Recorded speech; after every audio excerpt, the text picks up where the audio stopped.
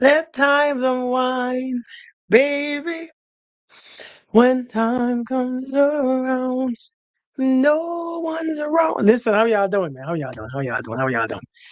I want to talk to you all for a minute. I don't want to talk to you all for long because this is midday when everybody's at work and everybody's doing their thing. But I want to talk. I want to talk for a minute because there's some things happening. There's some things going around. Oh shoot! But before I talk, give me a second. There's some things going around that we need to pay attention to, man. And this stuff don't make no sense. Give me a second. I'm coming. I'm coming. How y'all doing though? Hey, Jamisha. Jamisha is here early today. That's what I'm talking about. That's what I'm talking about. Hey, listen. Let me just say this. What I'm going to talk about. This is what I'm going to talk about real quick. I'm going to talk about people know exactly. People know exactly. They know. They know your value. Give me a second. Give me a second. Just give me a second. I'm coming. Okay, I'm coming. Hey, Kelly. Let me tell you all this. Hey, Carolina. People know your value. They just hope that you don't find out what you are really worth. And it's something that I've learned in my own life. It's something that I've learned. Capri Candyland, how you doing? I've learned that some they know your value. You see them people that you be messing with, reporting for duty. You see them people that we be messing with, who we think don't know our value because they disrespect you, they belittle you, they show their ass to you. They know exactly. They know exactly. They know exactly what they are doing. They know exactly what they are doing. They're smart. If you don't understand, they are doing it intentionally. Hold on, I'm coming. I'm coming. I'm coming. Because them. Pardon my language. Them bastards. They're slick. They are very strategic. Give me a second. I'm coming. Okay, I'm coming. I'm still setting up my stuff. Them jokers are very strategic. They know exactly what they're doing. They know exactly what they are doing. They begin. Listen, I remember somebody that I was with. Somebody that I was with. Um, the way how she told me that I was ugly. The way how she told me I was ugly and that nobody else gonna want me. I believed her. I believed her so good. I believed her with all my heart too. And you know, the funny thing is, when you have somebody, right? When you have somebody that you are with, that you love, and that you know or you assume that they love you, you will trust what they say. You will trust exactly what they say. Hey, Alejandria, how are you doing? You will trust exactly what they are saying because you feel like they love you. You feel like you are with them. You feel like you're in a relationship. So they have your best interest at hand. Hey, Beatrice. And so when you're with this person, a lot of times, hey, John, a lot of times these people, you think that they love you and you think that everything that they are telling you is for your own good. These people will disrespect you in ways that you don't even realize that you are being disrespected. Do you know?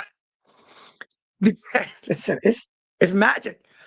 They will disrespect you in ways that you don't understand that you are being disrespected. It's later on you realize, oh shoot, them people will disrespect you. They will tell you that you are not as attractive, but I can deal with it. So you walk around feeling ugly. So I understand this. You know, Jamisha? They will tell you, listen, they will tell you, listen, you're not as beautiful, you're not attractive, but since I love you, I guess I'll settle. Making you think that they're doing you a favor by being with you because I remember when I was told personally that I'm not good looking until I smile, that nobody else gonna want me ever. When a woman knows who I really am, she will always walk away. I believed it because somebody who I thought loved me said it. And you know, we all listen. This is not by gender, man. Right? This is not by gender. Women and men do it. A woman did it to me, right? A woman did it to me, and so it's any genders do it. So when she told me that, man, when she told me that, I believed her. I'm like, damn. And she said, but you know what? I love you, and I'm gonna stay with you regardless.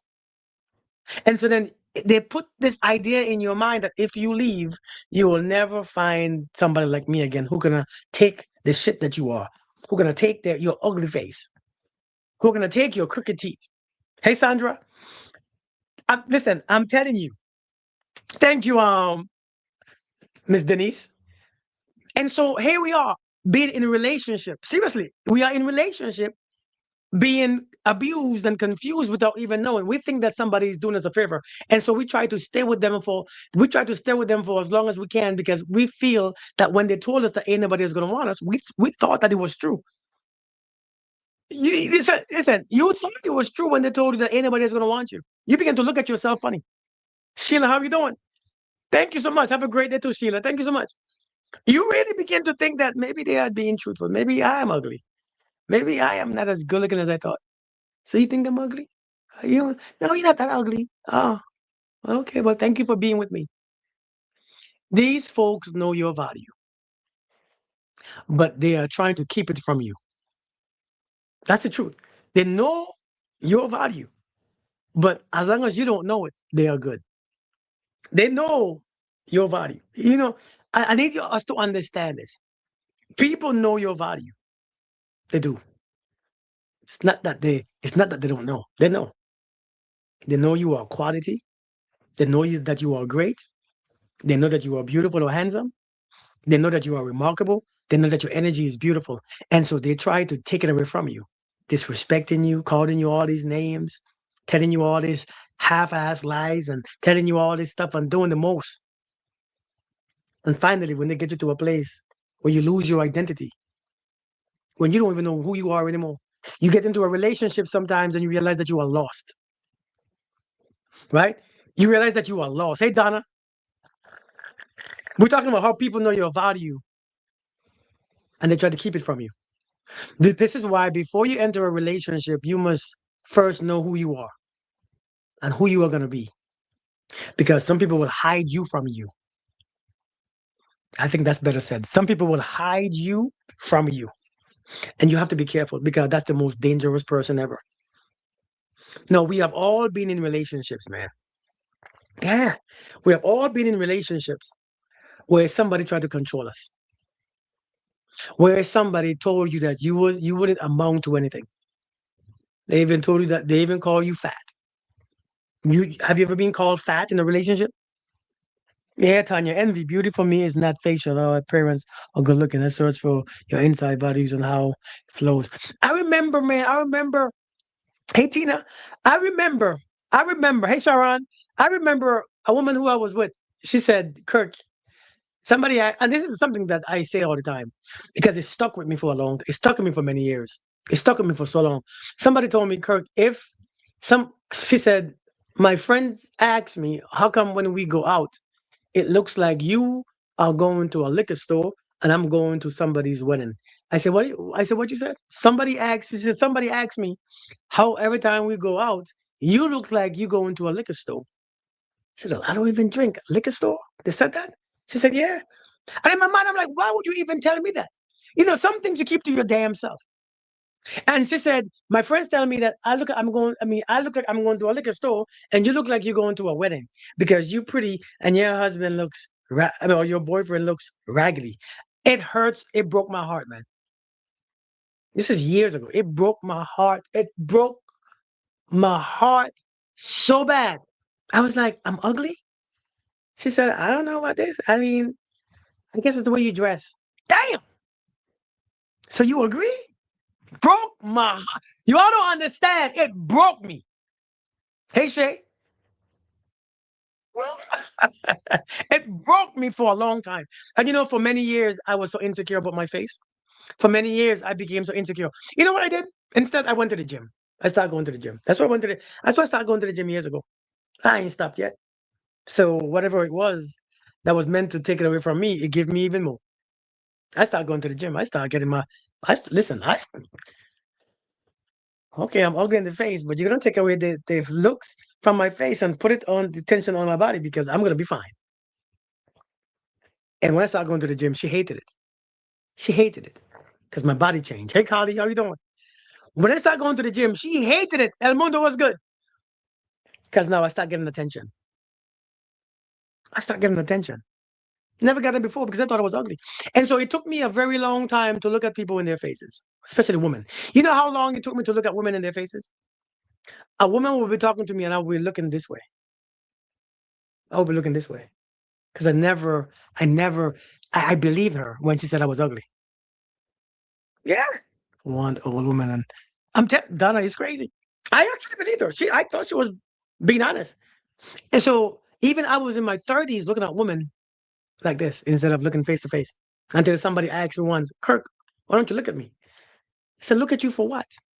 She said, look at me. I said, no, I don't want to look at you. Insecure as hell. You talking about insecurity? I was so insecure. I was insecure for many years. Nobody even knew why. Because I was with someone who took everything. And I'm not blaming that person either. I'm not blaming her. To be honest, I'm not blaming her. But I just didn't know me. And when you don't know you, people will take even more away from you. They will take everything from you. Everything will be taken away if you don't know you. Before you get with anybody, you have to know you. And you have to decide who you're gonna be. Because if not, they will decide for you. If you don't make a decision on who you are gonna be, they will decide for you. I realize that this world, these people, it could be your wife or your husband. Some of them want to keep your value and your worth away from you. So the way how they be this and the way how they begin to talk to you, man. Yeah, Carolina. See, the thing is, I fell for it because if you love me, you must be telling me the truth. And so when you tell me I'm not that good looking, and I'm only good looking when I smile, and I'm only good looking when I just a certain way, and so I find myself smiling a lot when I was younger. I used to always smile because I wanted to take. She told me unless I smile, I wasn't good looking, and so when I was younger, I found myself smiling to appease to people who looking at my face. You don't understand me? F my head up. Indeed, Tina. F my head up. Get mad when you cut them off. Indeed.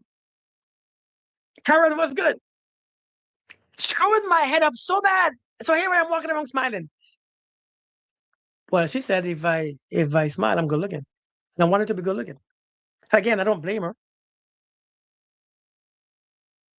Yeah, Tanya. Wanted to be seen by your partner and all the time being rejected. Listen, this is real. Wanted to be seen by your partner and the whole time being rejected. You want to be seen by your partner, but the entire time they are rejecting you.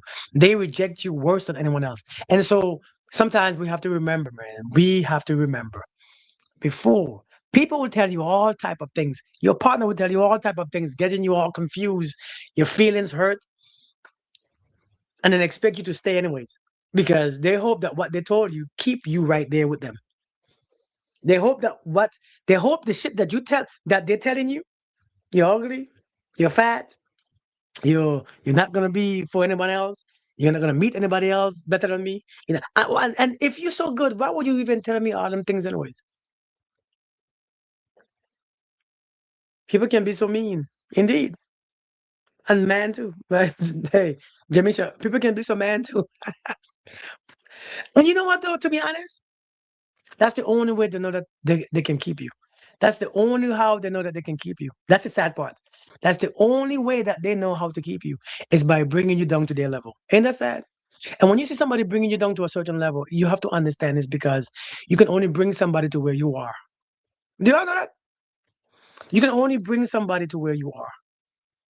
Yeah, it's sad. Sad healings. You can only bring somebody to where you are. And when somebody trying to bring you down, it's because they are down. You can't bring somebody upper than where you are. So clear. Yeah, that's what they were doing. Man, listen, when I learned that, somebody said, Kirk, what are you talking about? Why you said that why you don't look at people in their face? I said, I don't like people looking at me in my face.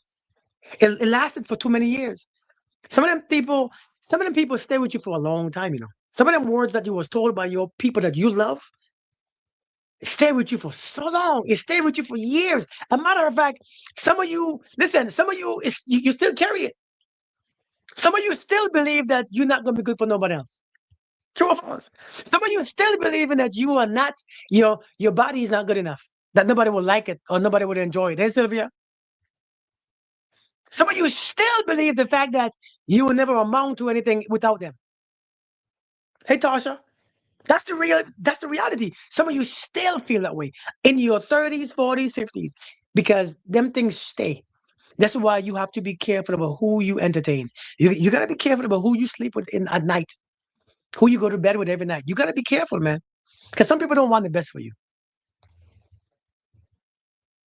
Some people are with people that they truly don't like. Because that's all they can have. See, I don't know why people are with people that they truly and you know sometimes they like you. Some of them people like you. They're just afraid that you will leave. They like you. It's the way of controlling you. You see, if you tell somebody that they're ugly, you tell somebody that they're not smart, you tell somebody that they're too fat, you tell somebody that they're not good enough. Listen, here's the thing. They know for a fact that you're gonna be afraid to go out there to find someone else. You're gonna be afraid. And so they tell you all these things. The narcissist, I felt that way after 10 years. I'm telling you. They know that you ain't go. They have a feeling, but they realize. But one thing that you realize is that they are very jealous. So if you're jealous, why are you jealous if I'm too fat? If I'm not good looking, how are you jealous? Why are you? Wait, I don't understand. If I'm too fat, if I'm not gonna be good enough for nobody else, if I'm never good enough for you, why are you jealous? That don't make no sense. Something don't add up. Something don't make sense. And so are you telling me this? And listen, once you love someone, here is how this is very dangerous. When you love someone and you believe in your heart that they love you too, man, when you believe in your heart that they love you too, whatever they tell you, you take it a whole different level. You take it to heart. You take it personal. You take it seriously. So you believe it. It stings harder. It goes deeper. It affects you in a whole different way. Hey, Nikki, how you doing? It affects you in a whole different way. Sheila, what's good? How you doing? It affects us so, not Siri. I said Sheila. Siri, not you. Mind your business. It affects you in ways that you don't understand because now, here you are looking at yourself. Auntie B, what's good? Okay, Nikki. They tell me that I'm leaving ASAP. Hey, Karen. This is why, listen, who you choose in your life, man. Who you choose in your life. Who you choose in your life. Yeah, yeah, yeah. Yeah. Yeah, yeah, Lakeisha. Who you choose in your life is the most, it can be the most breaking person or the most helpful person. The person that you, listen, I'm telling you, the person that you choose in your life and then that's why we just bring people in our lives because they're tall or they have a big ass and they're pretty or handsome, and that shit don't work. You bring somebody into your life because of appearance, you will F yourself up. Because it's too many of us, we still trust appearance. We still put appearance so high. And that always F's with us. Because somebody, a man or a woman, let's say a man who's 6'5" with six figures don't mean a damn thing. A woman with a big ass and big old titties and small waist don't mean a damn. This is why as I get older, I realize that shit means nothing. I see them on social media. Some of them, I remember this lady came to my inbox. She was thick. She was thick, and she like, "Hey, you want me?" No. The hell are you asking me? Because in your page, because on her page, on her videos, she had all these men just drooling. Chick, beautiful. She came to me, "Hey, do you want me?" Ma'am, I don't even know you. Why would I want you? Want you to do what? You think I just look at women and say, "Ooh, I'm 40, I'm in my 40s." You think I just look at a woman and say, "Ooh, I want to put my stuff inside of you"? You think that's cute still at this age? Shit is not cute. You think me being a man at this age, this big ass age, with daughters and kids, you think I just look at women and say, "Ooh, I just wanna just release"? What type of what? What's up, Barney? And so people, this is why you can't trust the parents, because it doesn't matter what your parents are or what your parents is. We are too old to be trusting the parents, because when people come into your life, you give them so much power. You don't understand how much power you give somebody in your life. The person that you sleep with at night in the bed, they have so much power, because when you sleep, you're so vulnerable. Hey, O'Neill, how we doing? Hey, happy Friday, brother. It's not cute for at any age. Facts. Want me good old country 6 foot. Hey, listen, you want the good old country? Listen, if you think a 6 foot, 7 foot man could love you better than a 5'6", we might have some problems. Thank you, O'Neill. Hey, Tamika, we might have some problems. You see, the problem is many of us, we're telling God what we want. I want love. I want peace. I want happiness. I want a good relationship. But I don't want it from just anyone. Right? I don't want it from just anyone. I want it from, he gotta be 6'5". He gotta drive a nice car, have a nice house, a six-pack, and a big old penis. Big old ding-a-ling. Ding-a-ling, ding-a-ling, ding-a-ling. And if he don't do that, he can't love me like that. And so many of us we're still waiting for that. It ain't coming. It ain't coming. It ain't coming. Because one thing I know about these people, these men, they will sleep with you. They will hit it now. I'm telling you, Jan, they will hit it. And they will come and see, because a man would hit it, it confuses you by thinking that that's your standards. Let me tell you this. I'm very, can I be just blunt and honest for a second? Let me be blunt and honest for a second, okay? Just for a second. And excuse me for being blunt. Excuse me for a second.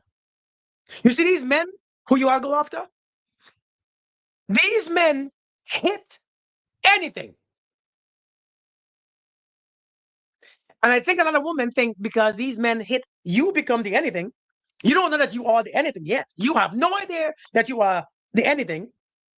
And now you assume, I'm telling you, now you assume that just because these men hitting it, that's your standards. These men are not being with you, they're hitting you. It's different. It's way different. Because these people, I see so many women fall into this trap. You met a guy, you met Genuine or whoever else, Chris Brown. Chris Brown is a millionaire, or whoever else. They're a millionaire. They got money. They got power. They got all these things. If that man put his little ding-a-ling inside of you, now that becomes your standard. Oh, I ain't messing with no broke man. That man didn't want you. That man took it. He took it. He took your most expensive ass prize. He took it. And just because a man took it of that level, it doesn't mean anything. Now the man that you want has to match Chris Brown or whoever that person is. And it's not true. These men hit anything. If there was in a space of releasing, all they want to do is hit. If it wasn't you, it was someone else who was there. That's fine. That's facts, Keisha. See, and now these women now leaving those men who just they be in their sexual thing for now. My man gotta be this. My man, no, no, no, no, no, no. You see, men, we can't do that. Men don't see men. If we ugly, right? If we short, listen. If we short, you're not hitting. Ain't no bad woman who's a millionaire. She's attractive. She's fine. Ain't no what she's dressed. Ain't no she ain't just hitting him. He's short. He's about 5'2". He got stuff on his face. He can't put makeup on to cover it. He going bald. He can't wear a wig. Men just don't do that. Men just can't get that. But women can. Because when a man wants to release, he releasing. They don't care who he could. Man, listen, you all don't understand. You all see, they released it in dogs now. You all don't see that yet. You all don't see that. Am I being disrespectful, by the way? I hope I'm not. They're releasing in dogs and other men. They're releasing anyway. Man, listen, you all don't see that yet. They need us. They don't care where they release at.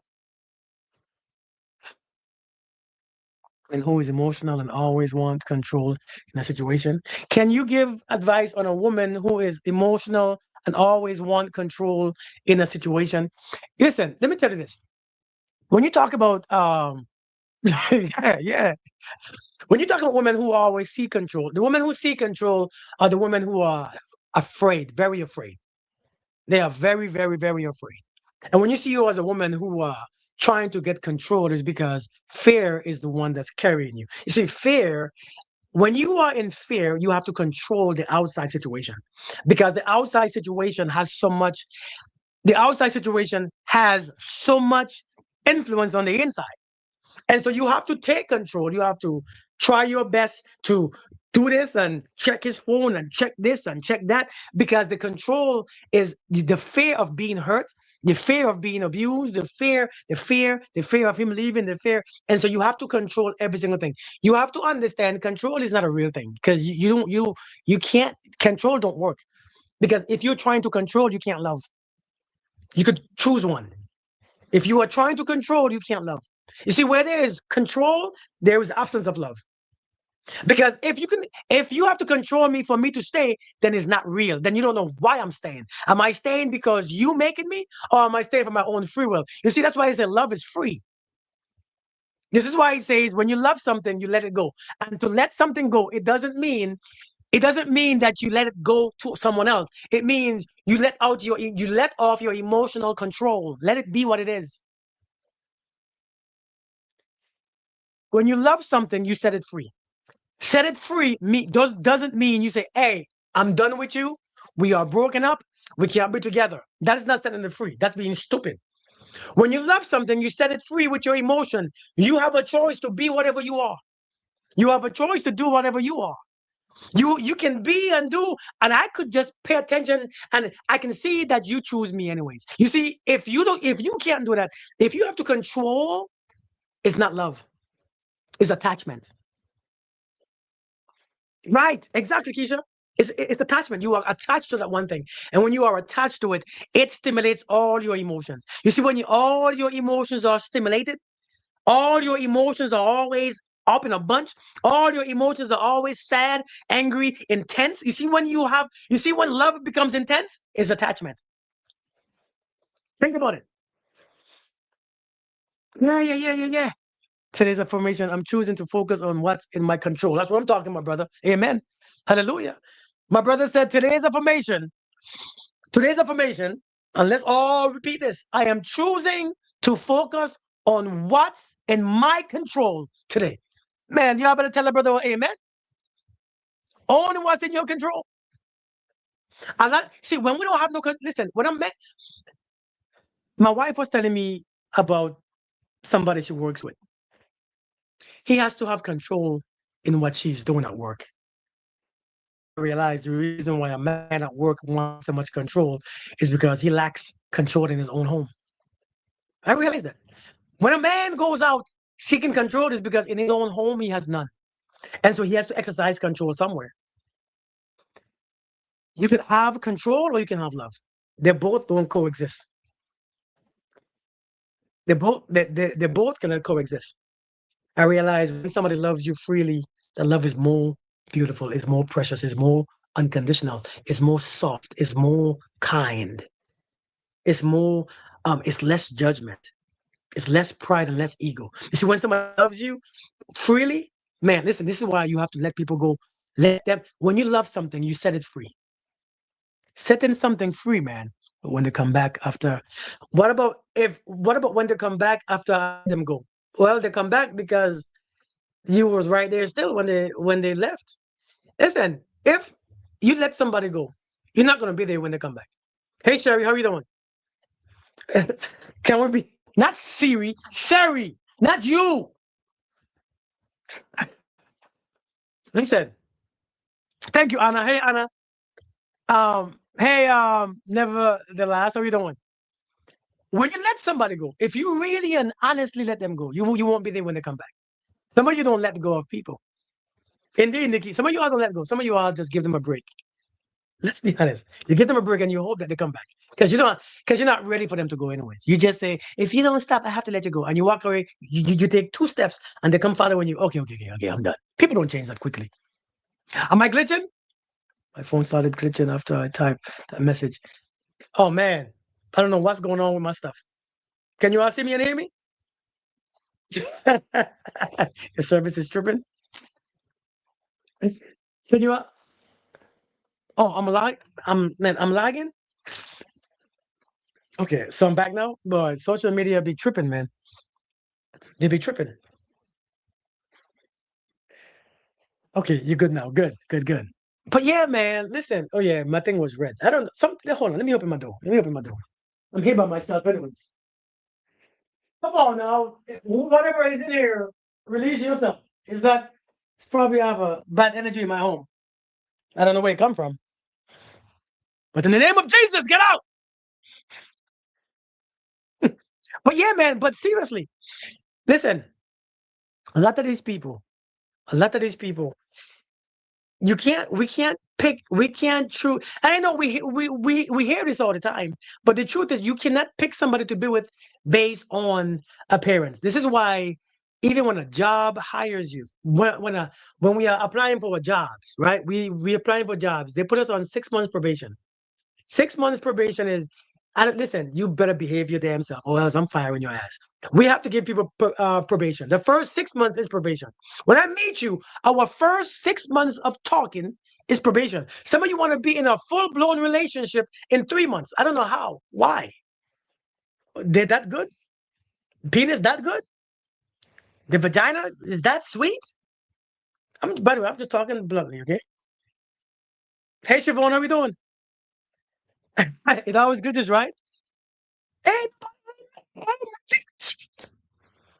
I've never with a woman that was that sweet in 3 months after I just met you. Uh-uh.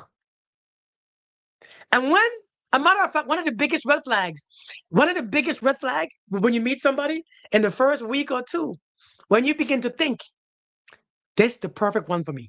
Oh, stop it. That should wake your ass up and realize, hey, it's a sign. You never see them for real. You haven't seen them yet. Yeah. You haven't seen them yet. What does it mean when you are dating a guy and he stops liking your pictures on social media? Nothing. It means nothing. Social media. My wife don't like my pictures. My wife don't like my pictures on social media. She don't even go to my page because she lives with me. She listen. All right, John, you be good. My wife don't go to my social media. Have you ever seen her on my social media? Never. She don't be on my TikTok. She don't be on my lives. She don't go on my Facebook and like my stuff. She don't come on my videos correcting people. She don't come checking nobody. She don't come in here on nobody. She don't come. People even think that my wife don't. You know how many times I hear on videos, your wife don't like you that much. You don't think so? Yeah, she don't really like you. Hey, Winter Napa. Hey, Winter April. She don't give a damn. And so just because somebody stop liking your stuff on social media that you're dating, it means they're already in with your life. They don't have to be outside knocking on your door on social media anymore. They don't have to prove a point anymore.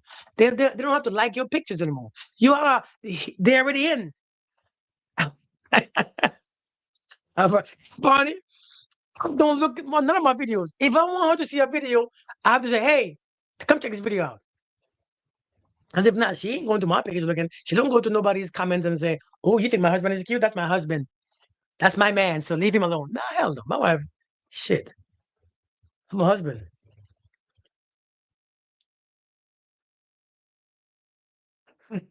Does that apply to when they ask for money or want the man to buy them gifts? Wait, I think I forgot. I think I missed where was that? Right, Barney? Barney said, what about love at first sight? Listen, love at first sight. Have you ever seen two unattractive persons have a love at first sight? Have you ever seen two unattractive person who said that there was love at first sight? Have you seen it before in your life? Probably not.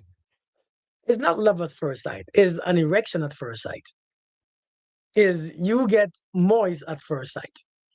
Is that your body feels emotions at first sight, right? No, and that has a lot to do with how you handle home. Indeed, indeed, facts, facts. Karen, for real. Leo, hi, how you doing, Leo? There's no love at first sight. Love at first sight. People don't even carry love within themselves all their life. And how do you have love at first sight? So for the past 10 years, you had no love. And all of a sudden, one day you just have love at first sight. Where did it come from? Where, where, where? Hey, Tara, where did love come from? You listen, a matter of fact, one of the biggest red flag is a man or a woman in this age who say, I've never been in love. If a man is in his 40s or 50s, 60s, and we know when you hear a man say, I've never been in love, or a woman, not just man, I just said man naturally. When you hear a woman or a man says, I've never been in love and I'm 40 something years old, and it's not my first relationship, especially when you are not his first relationship, I've never been in love. And you like, for real, I'll be your first. I'll be your first. I'll be your pretty. Right? And you believe that makes sense. If you meet somebody who said they never been in love, is a red flag. That means your heart ain't working. That shit is dead. That shit is hard. And you're gonna try your best. You are gonna try your best to make it jump. You're gonna keep giving it. What do you call them things that you rub together? And what do you call them things? I work with them. I'm telling you. What do you call them things, y'all? Do you know what I'm talking about? You rub together and you're gonna spend your entire relationship clear the EKG, right? The EKG. You're gonna spend your entire relationship trying to jumpstart their hearts. It doesn't work. It's a red flag. It's I promise you, boo boo. I promise you, boo boo. It's a red flag. You tell me that you've never been in love? No, no, thank you. It's a defibrillator. Defibrillator. Defibrillator. Defibrillate. They, girl, I can't say that word. Electric shock. Yeah, that right there. You got me saying big words. I know I can't say big words. Kenji pass. I can't. I ain't finished 12th grade. Promise you, boo boo. I'm telling you. Why would somebody run for years after you and after you break up? Why would somebody run for years after you break up? Because they want you. Listen, just because a man cheat and a man act the fool doesn't mean that he doesn't want you. Men just have no self. Men. A lot of times, us men have no self control. We lack it. We lack self control to death. The jumpstart resuscitation. We lack self control. And when he realized that he lost you, now you give him something to do. You give him some work to do. He can chase. Listen, for many men, especially men, let me talk about men for a second. For many men, their power is in chasing. Hey, Marsha, what to do but wanted to. Oh, well, thank you, Marsha. I appreciate you. A lot of people, a lot of men, they find someone to chase because the chasing is when they come out. You remember, in the chasing, a man oftentimes come alive. It's like a dog chasing a ball. Oh, let me in, coach. Let me in. Let me chase. Tail wiggling, eyes open, ears back and forth. Oh, if he ain't chasing it, he's sleeping. You open his eyes, you come close to him and open his eyes to see if you want to play. You don't want to play, he comes back to sleep. Have you seen them lazy ass dogs just be they sleeping? He's sleeping on the and you come next to him, he feels your presence, but you're not playing. And he just, but once you come next to him and he feels that you want to play and you pick up the ball next to him, he got up. Because sometimes that's when a man is fully alive. Fully alive. So he can chase you until he's done. He's going to chase the ball until he gets the ball. And it doesn't matter. He will go anywhere. He will go in the water. He hates swimming, but he will jump in the water just for the ball because he knows it's the part of the game. But when you get with that brother, sometimes he tell you, "Hey, I don't do that shit." But you did it when I was dating you. Yeah, I know, because I had to. Now I ain't doing shit. What's up, Ty Marshall? How you doing? Long time to see. That's why I'm alone. I see my value. People always say I'm one-sided, but you know how you're supposed to be treated and what you bring to them. One of the things that you have to be, one of the things that you have to be, that you have to be, Lord, committed to is how you are treated. You see, you are committed to the person. That means no matter how they treat you, your ass stay. Like you ain't got no damn sense. You want to hear what I'm saying? You want to hear what I just said? That's the deepest thing I ever said in my life. Matter of fact, let me write that one down. You gotta be committed. Hey, Rena, you gotta be committed to how you are treated, not the person. All right, now. I mean, yeah, the person brings how you are. When you see that you are being mistreated on a regular, not just one time, people make mistakes. How you are treated says a lot about how people feel about you. We know this, man. It's crazy, man, that they drop the ball and they get bored. Yeah, you being all right? Oh, really? No, no, Ty, thank you. I appreciate you. You scared to open up yourself? Girl, open up yourself. Open up yourself. You're committed to the person and not how they are being. Exactly, Bonnie. You gotta be committed to how you are treated. Do you have commit to how you are treated, not to his penis size. Because that don't bring a treatment. That brings sex. Not to his height.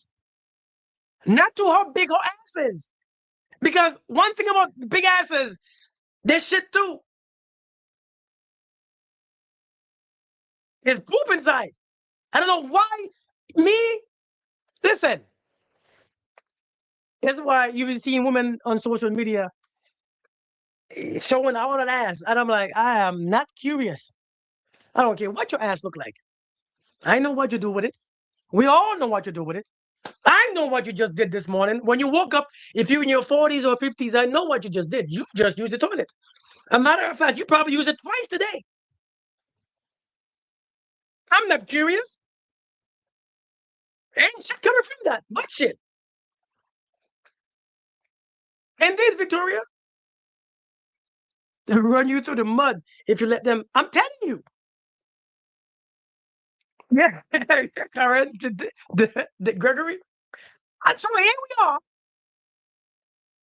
Chasing ass. Listen, I saw this guy in the gym. There was this guy in the gym. I ain't gonna lie. There was a woman in the gym too. She was thick. I saw her. He saw her too. And when he saw her, I saw when he saw her. In my mind, I'm like, man, leave the woman alone. Let the woman work out in peace. That woman work out in peace. Because she's just right. So let that woman work out in peace. He saw her. I said, I could see his eyes.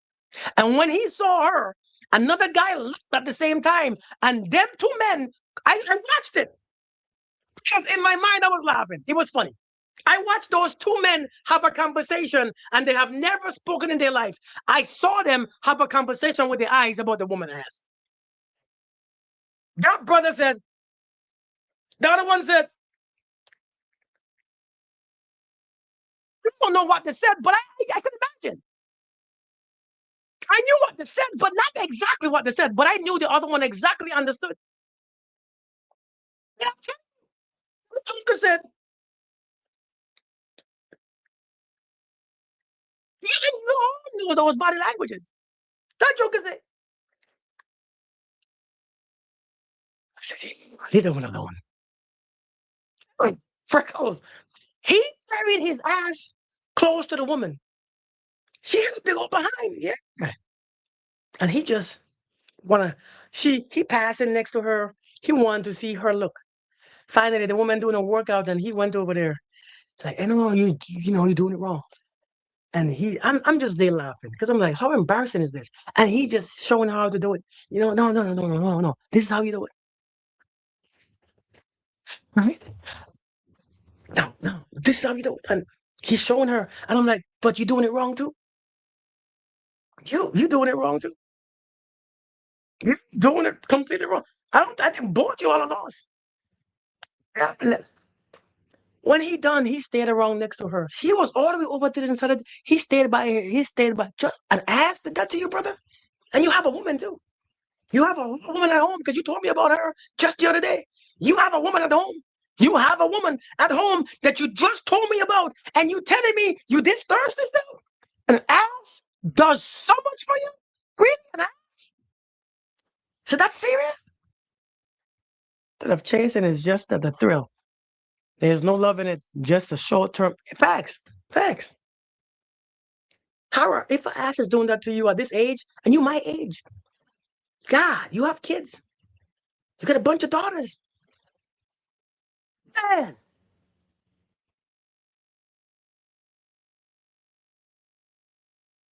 that's sad, isn't it? At this age. We cannot allow our parents to choose for us. We cannot allow our parents to choose for us. Because our parents, listen, I'm telling you all, man, them people, like I was saying in the beginning, them people know your value. They know your real value. They know your value. They know your value. They just try to keep you from finding out your value. They're trying their best to keep you from learning your value. But this love at first sight thing, though, like we was talking about, this love at first sight thing, man, listen, people don't carry love inside of them. But even if you love at first sight, you have to question. Love at first sight is because she bad? Is because he tall and good looking? Oh, no, don't get me wrong. You know, if I was tall, dude, I think I'd be a hoe. Probably still. I probably shouldn't have said that. Hey, Rachel, how we doing? I mean, I'm joking, kind of. If I was tall, boy, God lucky. God knew what he was doing. Hey, Rachel. God knew what he was doing. He made me short on purpose. He thought it was funny. He said, I'll make you short. I'll make you 5'1". 5'1". 5'1". Hey, Mellow Yellow, how we doing? Is she a tall girl? Child too? I said, I'm going to make you unbroke. Dang, that's two. That's two negatives. Things come in small packages, right? Yeah, facts. If I was a baller, a little bit taller. Everybody saw? He made me short and broke. Short and poor. You 5'11"? My daughter's mom is 5'11". You like my honesty? But seriously, I was born short. Well, I mean, we are all born short, but I was short for a long time. I don't know why God made me short, and now I'm short. You know, I don't. That's I'm broke. You know, when you're short and broke, the way how you insecure about anything in life, the way how you insecure about everything, the way how you just angry. You short and broke. You gonna make me short and broke. When you get older, you start shrinking. That's what I told my kids. I don't look short, man. Listen, I have a big heart. I have big energy. God give me an ass, I would have been a. Somebody said, if God give me an ass, I would have been a hoe. Wait, that's hilarious. That is hilarious. As long as wifey likes it, right? Indeed. I don't look short. That's a blessing. Hey, hallelujah. Yeah, you too. Said hallelujah. See, sometimes when you don't look like what you know, I'm not 5'1". I'm just joking. I'm not 5'1". I'm not that short. Some days it depends on the days. Is it depends on the weather outside. Because some days when it's cold, stuff don't work. Especially when it's cold. When it's cold, everything just shrinks. It's a curse, especially if it's already not there. Boy, I had to have a flat ass for a reason. Listen, man, but you know what though? To be honest, man, there's a curse in being attractive too. Being attractive, being attractive. Hey, Terry Lynn, being attractive. It, when you meet people who's very attractive, it's hard to like them. It's hard to love them because you be distracted. Who else you talking to? How many dudes you talking to? How many dudes in your inbox? How many dudes in your DM? Yo, no, you playing game. What did you waste my time for? I give you a chance, and I'm talking to you. I know you worry about all these other dudes. I'm just saying. But I'm just saying, though, you're fine. So, you know what I mean? Like, you're fine. So I know niggas be trying you. But that doesn't matter because I'm talking to you. No, I think you're talking to other dudes. You being with short and tall? Keisha? Keisha, you being with short and tall? Which one was the best one? The short one, right? Well, thank you, Pookie. Thank you. Thank you. Thank you. I appreciate it. But seriously, man, we have to be, who you choose to be in your life is the most important thing in your life. It's better than your job. Is the other way wrong for you, Bonnie? Oh, really? Melia? You're a good impersonator. It's hard being beautiful. Oh, I'm telling you. Because I remember this, I was with this woman. She was so attractive. I couldn't pass her chest to get to her heart. I couldn't pass her chest to get to her heart. It was too much things in the way. And it was distracting me from her heart. And so when you find, man, you be jealous. You be, I don't, growing up, as I was younger, in my 30s, I never messed with a bunch of fine looking women. I just never cared to. And it's not because I was insecure. I just didn't feel like it's too much work. And then I'm distracted. I can't fall in love with you because your body is stopping me. Every time I want to fall in love with you, your body just there looking at me. I can't think about it because I just want, so, let me leave this alone. Leave you alone because I can't. So, sometimes that's what it is. You're too fine. When you're too fine, it's hard. When you're too fine, people always think that you have other people.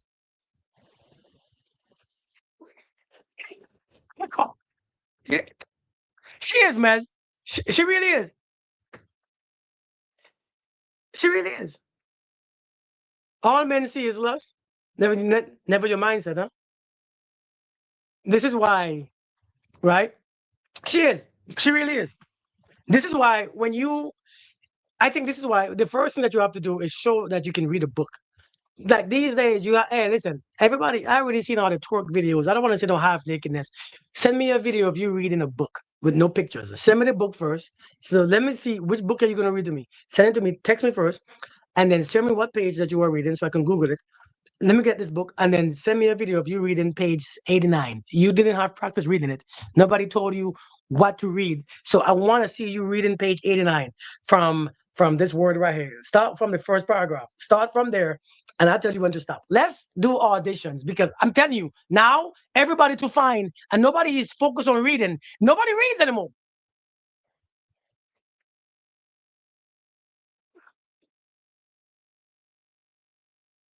Nobody reads anymore. People reading. I want to see if you can read because my kids and my son and my daughter, they need to learn to read too. So I want to make sure that the woman I bred in could read. Being 5'3" myself, I love when I used to be able to snuggle into a hug and put my head on the shoulders of a 5'3" to 5'8" man. Very comforting, huh? I married a 6'3" man. Oh, tall. You see, women like to feel safe, so they love tall men. What's up, John Wayne? Big up, man. Big up yourself. You got books that you need to read. Listen, let me see you reading this book. If you don't read this book, I have no at this. But at this age, at this place in our lives, at this big ass age, if listen, at this big ass age, it's not about looks anymore. It can't be about looks anymore. It's a new book yesterday, The Mastery of. That's what I'm talking about, brother. That's what I'm talking about. That's what I'm talking about. Yeah, Cam. See, these people don't read. I don't care if you're tall or short. Tall ain't safe anymore. In Wisconsin, now heading towards. Hey, be safe, brothers. Be safe. Be safe. Looks go away. Listen, I'm telling you, yeah, God's child. At this age, if you are still chasing looks, you are gonna. I just watched a video. The woman said, seriously, the woman said, "I hate a man who don't argue back." I said, "What now?" She said, "Men who don't argue back are slow, no passion, boring."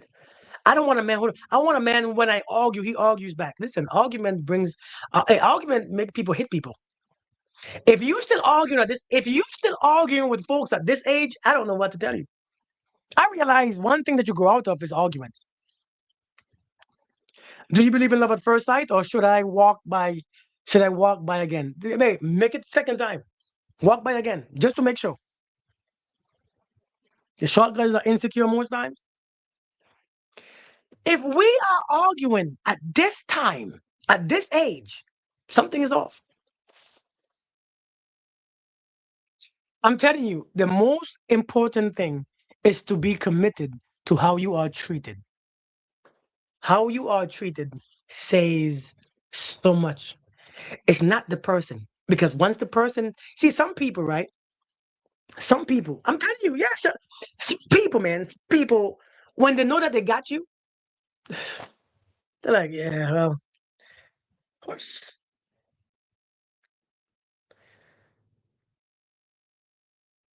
Nah, I don't want to go. Nah, I don't want to do nothing. Nah, I don't feel like coming in. Nah, I don't feel like talking. Nah, I don't feel like messing with you. Nah, I don't feel like hanging out. Right? Right? As soon as we got together, all of a sudden you change your mind. So you don't want. So some men feel about women when they're married to them and they don't want to. We don't have sex anymore. Well, we have all the time in the world to have sex. So why use it all up in one day? It's not all that you're using. It's just um today's portion. You know, sometimes you marry a woman, we don't have, but before I married you, we had sex all the time. Well, now we married now, so we're not going nowhere. So what's the rush? What's the rush? No, no, no, no, no. That's not that she. That wasn't the premise that we married for. A lot of people, when they get you, they stop. They stop doing what they was doing. You like slow dancing. Nobody slow dancing with you, Amelie. People hips bad. You like slow dancing. Amelie, how old are you? You like slow dancing. Your people hips are bad. I seen people hips on the other side. I seen a dude hips. His hip was up here, and his other hips, his side of the hip. I didn't even know we have hips. I didn't even know I didn't even understand we have hips. But his hip, one of his hip was up here. Oh, one was anybody slow dancing with you? Amelie. Anybody slow dancing with you? I don't want to slow dance. Do men get bored? I think women get bored easily. That's why women divorce men so quick. Women be divorcing men because they're bored. Hey, Ashby, how we doing? Sometimes men cause the women to change up on them. Also, yeah. You're right. You're right. I can't argue that. I cannot argue that. Silence speaks volume, very powerful and necessary to keep the peace. Indeed, men focus on as is God, is goal. You can see them go. Short men usually have big egos, and tall men, the sun is shining like the God's gift. So we just messed up. Huh? Tall ones are tall ones are a risk. Short ones are a risk. Huh? You can't listen. You can't just. Don't hate on this slow man. My wife tell me she want to slow dance. Go dance. Take my son. Dance with my son. Because I ain't doing that. Because after I dance, I want something afterwards. How come women? Can I talk to you about women and men? Can I talk to you about the real? This is not a bashing moment. This is not a toxic experience. It's not a toxic conversation. Okay? Can I just be real? Because sometimes if we talk on this, depending on who is, if it's Kevin Samuel said it, you might think that is bashing. If it's one of those young ridiculous podcasters said it, you might think it's bashing, so you won't receive it. Can I just say some things, man? Can I say some things? Can I be honest with you all? Can I just be honest? Because I think a lot of us don't get it. When you see your man grumpy, be honest. When you see your man being grumpy and stuff, and he's miserable and he's just in a bad mood, give him some sex.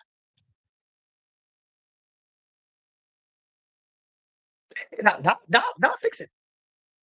That will fix it. Give him some sex. I bet he gets some sex. I bet his mood change. He start touching you, baby. You want to go out? Because you don't understand. We have different needs. You was a doll, but a lot of people don't realize they don't get it. Why? What's your attitude for? You don't get it. Why you have attitude? You don't want it. People ask why you look so. It's been 4 days. It's been a while. I ain't talking about dudes that you just dated. I'm talking people that you with in a relationship. Not them right. I ain't talking about the first month in dating. If the first month in dating you see somebody get grouchy because you don't have sex, let them go. I ain't talking about them people. I ain't talking about. So don't get it confused. If I'm talking about people who are in established relationship, that means a man has asked you, "Hey, yes, do you want to be with me in a relationship where we go steady?" I'm I'm talking about that. What's up, me too? How we doing? Hey, long time no see. I ain't talking about the ones that we went on 2 dates and you in a assumption ship, you or in some damn manipulation ship or some crap ship. I ain't talking about those ones that we went on 2 dates and he looking like he's sad because you ain't give it up yet. I ain't talking about those ones. I'm talking about the one who asked you. And listen, ladies, let a man ask you like the old days to be with you. Let a man ask you to be with you. Hey, baby, I have a question. Really? You have a question? Yeah, a question. What's your question? Ask me. All right. Um, I think we've been talking for a while and we've been going on dates for a while, and I was wondering. What? What you were wondering? Just say it. I mean, can you wait? I'm shy, okay? Let me take my time. Okay, I'm just saying. You just keep beating him on the bush. Just ask me whatever. Just ask me already. Just it's taking so long. You don't have to. You know what? Never mind. Never mind. No, no, no, no, no. You can't stop. No. Ask me now, because I'm curious. But you ruined it. Because I know you was on some bullshit. That's why. I know you was on some bull. No. You can't have a threesome. No, that's not what it was. What? Just ask me. Jeez. All right, all right. I was thinking, God dang. Again, you could, you, you gotta start over? Some of y'all ain't got no patience, right? Some of y'all ain't got patience. I mean, can you just let me finish? Okay, just go. God, why are you like that? So, so I know we've been talking. I know we've been talking for a while, and I just want to ask you.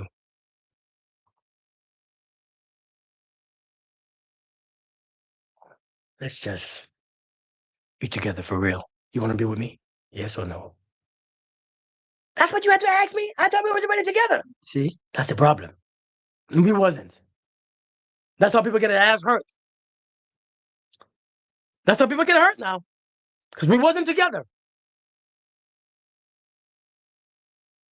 Let a man ask you. Let a man ask you. Let a man always ask you. Let a man. Let me tell you this. Let a man always ask you to be with. Do not assume that you are with him. Nikki, what do you think of women asking men to be with them? I think you're wasting your time. I think you're wasting your time. If a woman, if you, hey Nessa, if a woman is asking a man to be with him, he because he doesn't. He doesn't want to. Because if I want to, I will cross the ocean for you. I've seen men travel to continents because of a woman. You tell me that you have to ask him? No, I mean I get it. You know, this is a, this is an equal world because we have equal opportunity. Thank you for the heart, me. Right? This is an equal world, and we should do equally. But if men still have that shit in it, men, we have that thing in us. I don't know what it is. All right, me too. You be easy. Don't work too hard. And thank you for coming. One thing about a man, I don't care what this world become. We have that thing in us. We got that thing. I don't know what the thing is, but we got it. And the man thing, that man is the thing that we have. We want what we want when we want it. And so if I really want you, I'm gonna hey, because again, I remember, um, I think Amelie says I'm very good at fixing things like the mood. Amelie, I don't know what you are telling me, Because you just told me before you like me with my short off. Amelie, don't let me disturb you. Amelie, what's wrong with you? Amelie, you okay? You have the demon energy in you or something? Because ain't no damn way me on this social media camera is getting you in a mood. You might have some problems, Amali. Amali, you might have to go get checked out. You might have to go checked out. Ain't no damn way you seeing me and you think something else. So I know I'm tripping. You know, these days you can't have a big head anymore because people be lying. And you all don't know that yet. You know, this is why you can't leave your person for someone else because you will get confused because they're telling you all the shit that you want to hear. You're like, oh my, you know what? My wife don't say that. You know, my wife never told me that I better put on the shirt on. And you know, oh my God, you said one day in Germany, this German lady told me, all joke aside, when I was younger, I was in my 20s. She said, Kirk. I said, yes. I don't know how you know my name. I forgot how she know my name. Maybe I told her. She said, Kirk. I said, yes.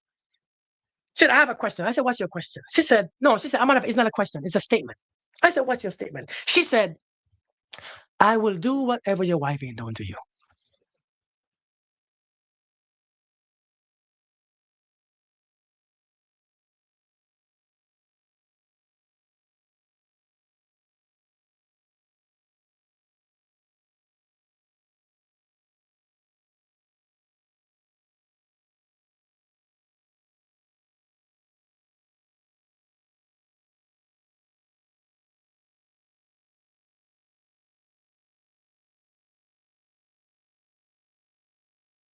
I said, what'd you say?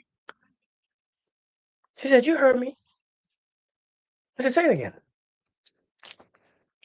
She said, I will do whatever your wife won't do.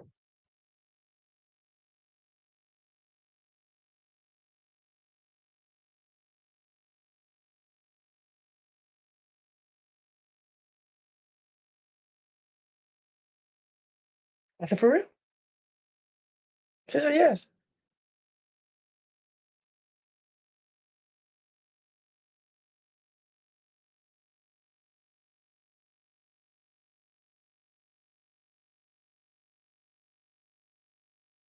Like what? Like what kind of things?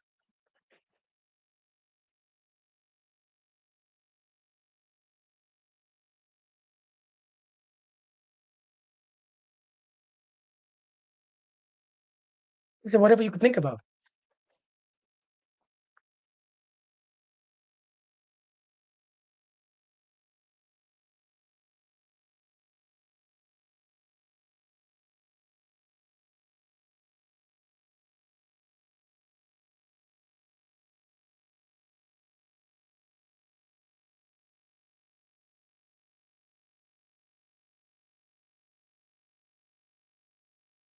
You serious? She said, yeah, I'm dead serious. The video is not frozen. The video, the video is not frozen. I was in my 20s. Oh, Kirk, that's terrible. I was 24. A 24 penis don't have a 24 a man's penis don't have loyalty. You haven't looked yet. I don't know if I was married or not. A 24. Let me mute this lady, this Amelie lady. She's distracting me with her. See, it's a good thing TikTok don't show them. She keeps sending me penis emojis. And, you know, I'm 45. I have no interest no more in vaginas. You know, random strangers' vaginas. I think that's weird. You know what I mean? I'm 45. Why worried about your vagina, ma'am? I know what comes with vaginas. I know what comes with them things. I'm not worried. I'm not worried. When I was 25, you got me. I was 24. I was always in the mood. At 45, man, listen. I'm take a nap. I'd rather take a nap. You know, when you rather take a nap than sleep with a fine woman, you know you have grown. I take a nap over that any day. Hey, Ingrid, how are you doing? Thank you. I'm glad to hear that. And by the way, if you're watching my video, please understand that don't take everything I say personal or seriously. Sometimes I talk nonsense, okay? You know, I gotta talk some nonsense in these kind of videos. Don't think that I talk nonsense too. God give me a gift of gab and I talk crap as well as I talk good stuff. So please don't take me that serious. But when she told me, Kirk, I said, yes. She said, I will do whatever your wife ain't doing. It took, I was 23, 24. It took me. She got my attention. I said, what you said? No, like what? No. Like, let's talk about this. Not because that's right. That's right, Andrea. And not because of luxury. Florence. She said, I said, man, I can think about a lot of things that people that that I could think about some things. You start remembering things that you think about and you saw somewhere else.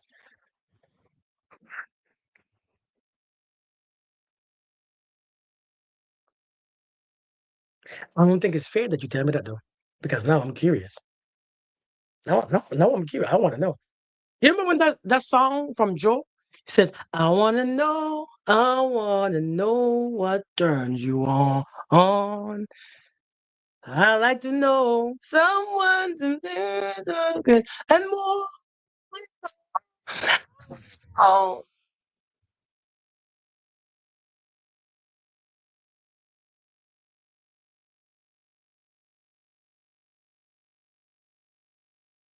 I think I did some things with her. I don't remember. Company and just peace before. I'm telling you, hey Renee. But now I'm 45. I don't want that stuff anymore. That stuff is that stuff. Listen, 45 years old now. I have no interest in certain things. You know what I mean? Now at 45, if I know I can't be with you for real, my stuff don't even get excited. If I know I'm not with you, my stuff don't work. It's a punishment to understand. You know what, Karen? Somebody asked me today why I stopped doing all those things, right? Why I stopped, why I behave myself. Somebody asked me a question. Why did you stop? Karen asked me that. Why did you stop? Why did you stop messing with all those women that you said that you messed with? Facts, the Regis, facts. Let me tell you why I stopped playing stupid games with people. And I hope men are listening to this because this is seriously. All right, Andrea, you be easy. Um, that was my first girlfriend, by the way, when I was 16. Right there, Heidelberg girl. Yeah, ain't that crazy? That was my first girlfriend. Oh, 15 or 16.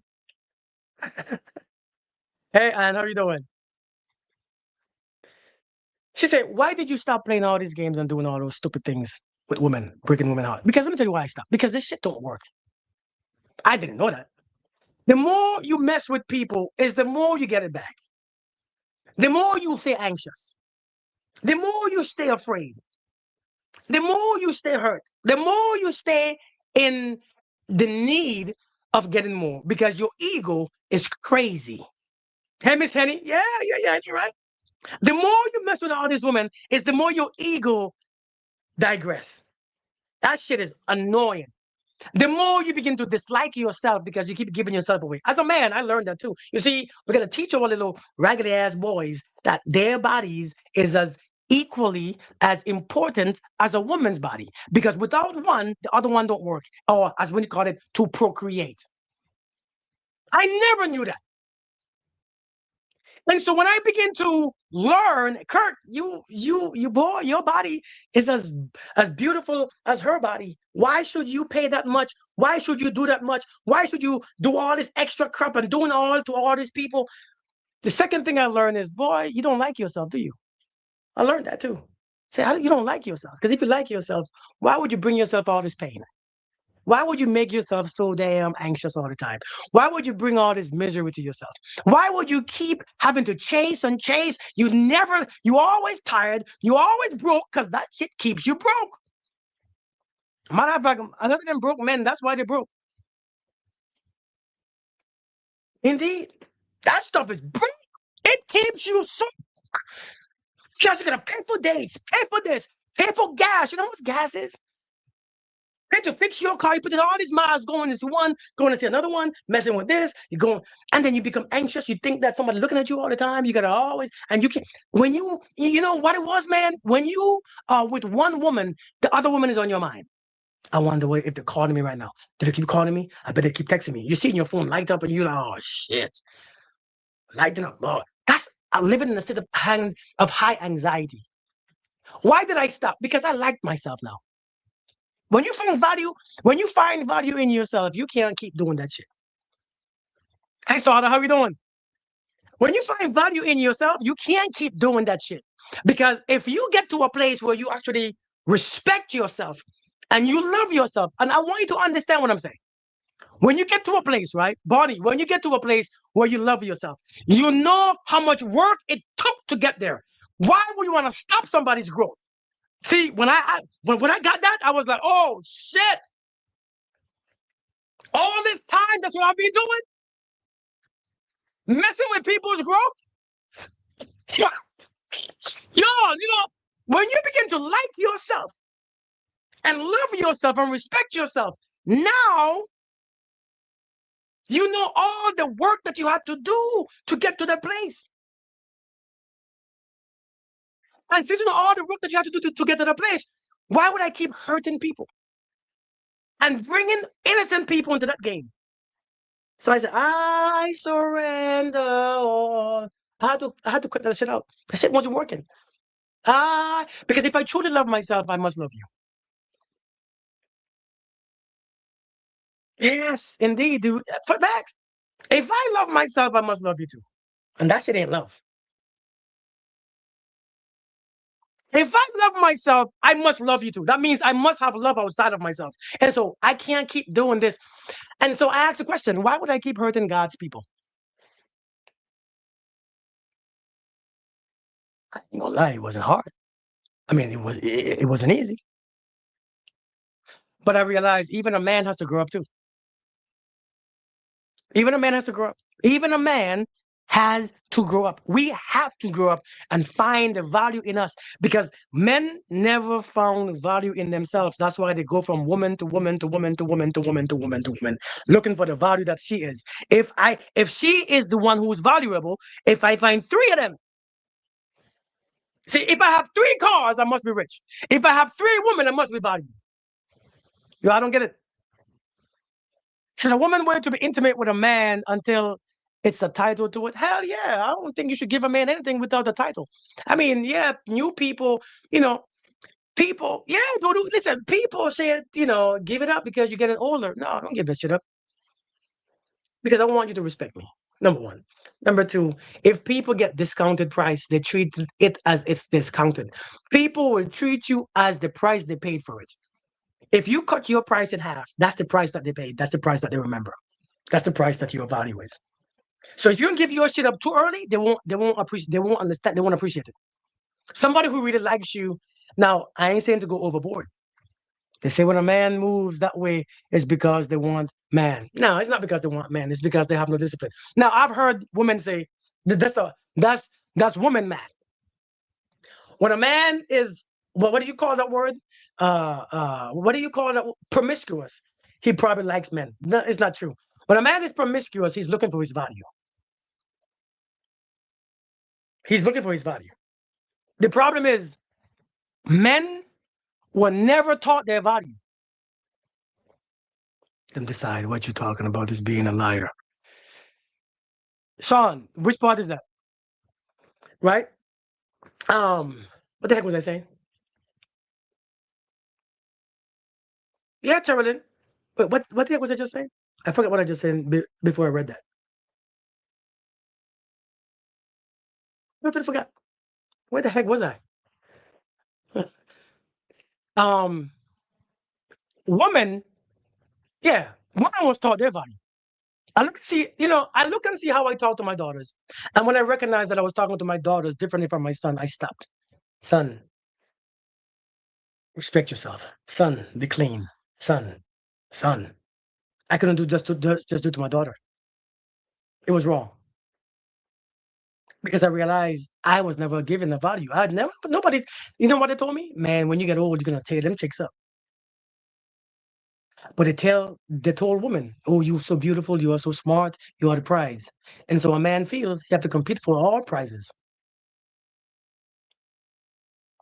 Hey, K Hart, thank you so much. Thank you so much. Thank you so much. I appreciate you. Thank you so much. And so they told the men, hey, listen, mess with women. And so when I realized having a boy and a girl in my house, having my kids in my house, I can't do one differently. So when I tell my daughter, no, no, no, you're not talking to the boys. I tell my son, no, no, no, you're the same age, but you can't talk to any girls either. Cut that shit off. Cut that shit off. So young, long time to see. Boy, don't talk about, don't bring no, you can't have a girlfriend. I realize I'm doing the same thing. I have to. Because a boy, even though society tells us that we ain't shit as men, that our bodies are not important as women, that our value is not the same as a woman, it's time to bring it back. We are as much valuable. That's why the creator made two of us. The truth is, without one, the other one can't exist. Thank you, K-Hart. I appreciate you. Without one, the other one don't exist.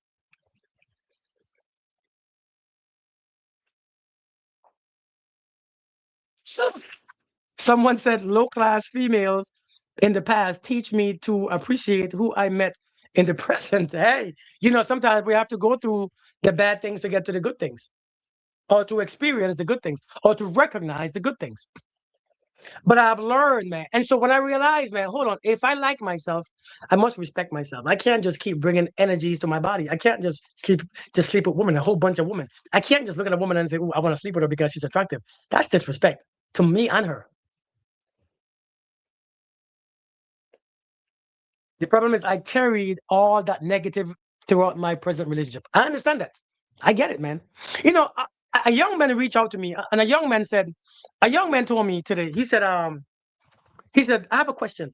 He said, my soul is telling me, and he said, my soul is telling me that the woman that I'm with, I should leave her alone.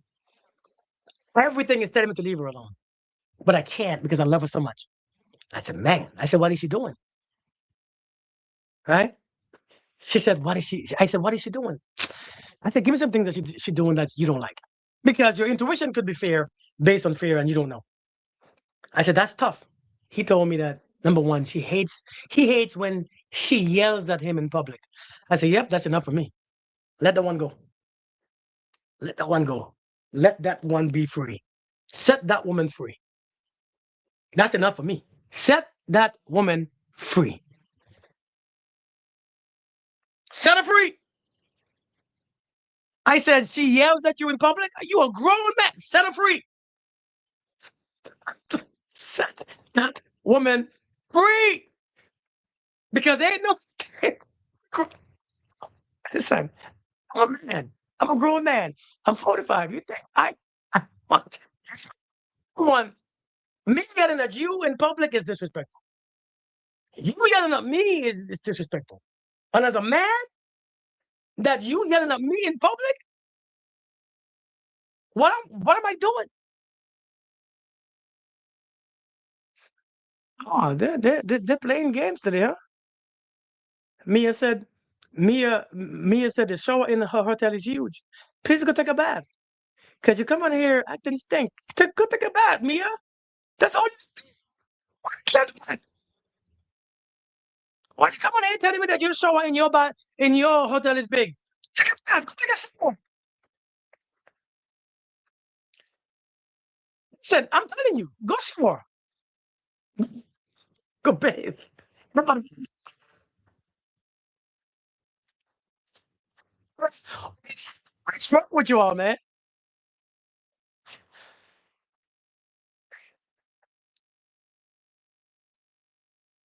What's happening?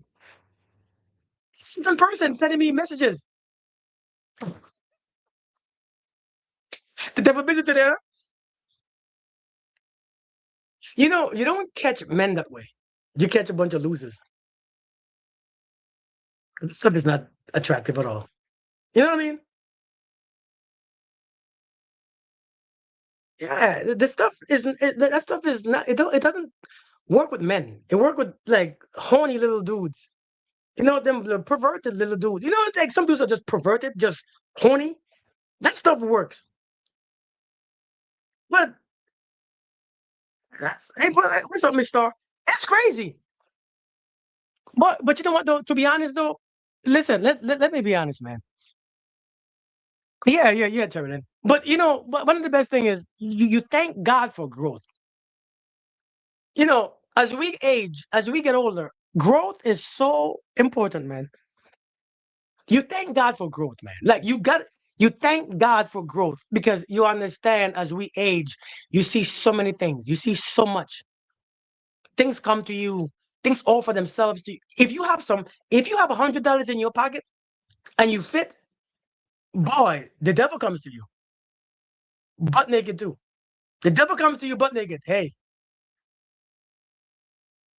how you have a female? Hey, how are you doing? No, I know the devil when I see it. I know when I see it now. I know when I see it.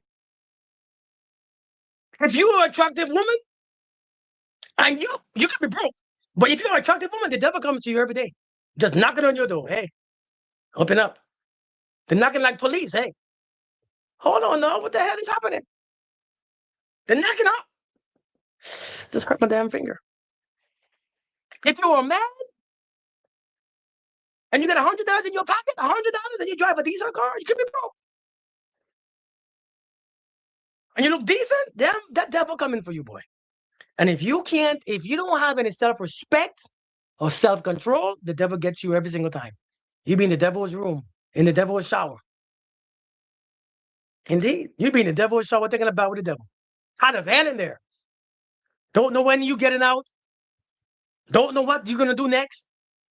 It be hot in the shower. It just be hot. You have to take a hot shower. That's why I don't take showers with my wife anymore.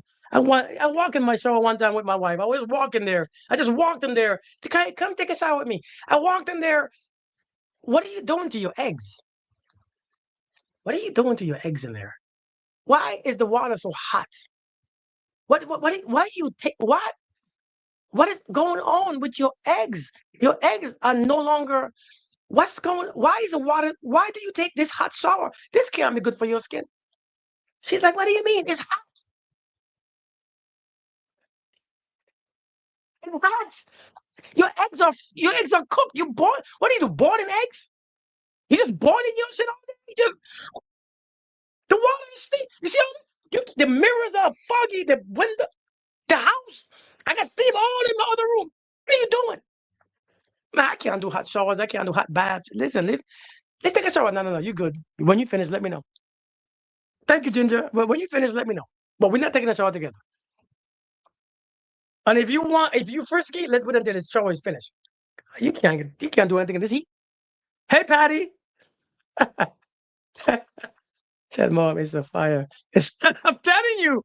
So we're taking them showers anyways. Thank you, Patty. It's bad for over skin, but it feels man, I don't know how that feels good. I don't know how that feels good. Eggs are scrambled and cooked. You got boiled eggs. So being in a shitty relationship in the past, could it control how you handle future? Yes, especially for men. I mean, you know, for women too. But when you've been in a shitty relationship in your past, it makes you have outlook on women, and you gotta be very careful. You gotta be very careful because when you go see human beings when they go from one thing to the next, what happens when they go from one thing to the next, they carry that shit over to the next. And so you already have your own fear, your own ideas of what women gonna do. You have your own idea of what of what women are capable of. You have all these ideas, right? Hey, boss Marlene. And so all the time you carry from one, yeah, it's called baggage. And so it's messed up because I never wanted to carry it over. Right. And so that's why you have to be mindful. You see, when you end a relationship, let them people keep all their shit that they brought in. Let them people keep their shit. You have to understand, like I said before, when you are in a relationship, there is two halves. There is your half and there's my half. I focus on my half. You focus on your half. And at no time I let your half interfere with me. At no time. What's up, Oren? How you doing, Tia? How you doing? At no time should your half be messing with me because I have to understand. Sometimes you have to remind, like I said last week, you have to remind people this is your half. You are responsible for your shit. I'm not responsible for your insecurities, your anger, your hatred, your distrust, your untrusted mind. I'm not responsible for that. You manage that. When you enter a relationship, the first conversation, you manage your shit. I manage my shit. I can't manage your shit and my shit. That's not what relationships are about. It's two people rowing that boat. You in charge of your half, I got my half. If I can control my half and you can control your half, we'll make a good damn rowing boat partner team shit together. If you can't do your half, then you're not ready for a relationship. If you can't manage your half, you're not ready. What if you were in a toxic relationship where he was a taker only and drained me and all my energy? If that's the fact, get your energy back and understand that that's just one person. A person did that. Not everybody, just one person. We have to get back to the reality that just because one person do it. Hey, Fancy Face, good afternoon. Just because one person did it, that one person don't represent the majority. Do you all know that? That one person. We have to remember, one person does not represent the entire male gender or the entire female gender. They don't. Thank you for the help me. But I think oftentimes when one person do us wrong, we make listen. Sometimes you have to call out people by name. Listen, when you post them in them videos or those things on social media, you call. Hey, I can't stand Mr. Richards, who lives in 123 Delight Avenue, 54 years old. That's the one. But you all be talking about all men, all women. No, Mr. Richards. Mr. Richards is his name. Brent is his first name. Him. You put his name on it and leave me out. I did nothing to you. I never seen you. I have never smelled you. I have never tasted anything of you. It's not me. Leave me out of it. You all want to bring everybody into your nonsense.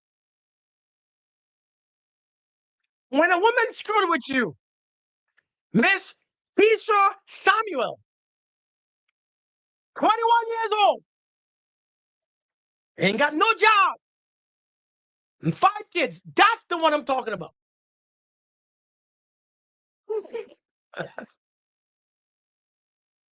Jess, Jess's first name. Not Marianne, not Susan, not Keisha, just Keisha. Not Clarion, not Cleantra, not, I don't even know women's name. Where am I getting these women's name from? Jeez, why all the women names just flee from my mind? Jesus. Does my past relationship dictate my current behavior? Yes, it can. Because you're not aware. If you're not aware, we always do that because they put everyone in this. Yeah, thanks, Sandra. Your past listen, everything from your past can dictate your present. If you don't understand, Mr. You laughing? You have women on your mind. Molly, everything from your past can dictate your present, especially when you are just emotional. Remember, men are just as emotional as women. It's stupid to think this way. I'm a grown man. I should leave all that mess behind. That's not how it works. It doesn't come with age. It comes with wisdom. It comes with understanding. So don't think that just because you are a grown man or woman, because everyone do it. But if you are more aware and self-control, then you learn to leave things in the past. So don't put an age to it. Don't frustrate yourself thinking that because you are grown. The problem is we all do it, whether man or woman, and in between. So now what you have to do, you have to understand who you are. Sometimes you have to see what you contributed to the problem, right? Right, Mr. Gonna jump. All right, Kelly, it's good to see you. Here's what you have to do. Just a small percentage, right? Yeah. Here's the thing: if you wanna stop carrying things over to your next relationship, you have to see first thing first what you contributed to the problems. I had to, as a leader in the military, about 15 years ago, in 2011, 15 years ago, we did an exercise, and finally I realized why my people in the military was doing what they were doing, and I didn't like it. It's because first thing first, I had to see what I contributed to the problem. I had a platoon of soldiers as a drill sergeant. And every time I come around, every time with information, they're always laughing. And I'm like, what is wrong with why you all keep laughing? This is so disrespectful. And I got to punish you now for laughing because you all shouldn't be laughing. And then we had an exercise. How do you contribute to your problems? And I learned, oh shit, it's because of me. That's why you're all laughing. Because every time I see people in formation, my soldiers, when I come around wearing my big old dress on hat, I crack a joke. See like how I keep giving jokes here? I crack jokes. And my soldiers, be quiet. I wanted to give a joke without them laughing, just to it didn't work like that. And so I was very annoyed. I'm like, what's wrong with you guys? Sometimes we in serious places and we at the range shooting our weapons. And here I come up talking some nonsense, some ridiculous story. I talk, by the way, I give great stories. I tell great stories. And here I come giving great stories, some story out loud, and everybody just lose it. People come around, why are you all laughing? Shit, I messed that up. And so I have to learn, what do I contribute to my problems? When you begin to learn the shit that you contribute to your own problem, you learn to, when you go to the next one, you don't bring that shit over. And pardon me for saying shit. I just have to say shit because it's the shit that we do that we don't realize that we are doing. You got shit that you bring everywhere you go. Some things, some shit that you bring is that you allow people to disrespect you. That's your shit. Yeah, they disrespect you. Yeah, they act a fool, but you allow them. That's your contribution. Sometimes you talk about yourself like you ain't shit. That's your contribution.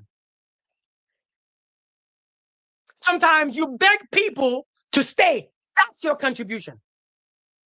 And so until you realize, hey, Doodoo, good night to you too. Have a blessed night. Until you realize, hey, Sherry, how you doing? Have a great weekend too. I didn't know you was there. Until you realize that you have your shit that you bring to each problem, you will never fix it. You will never fix it.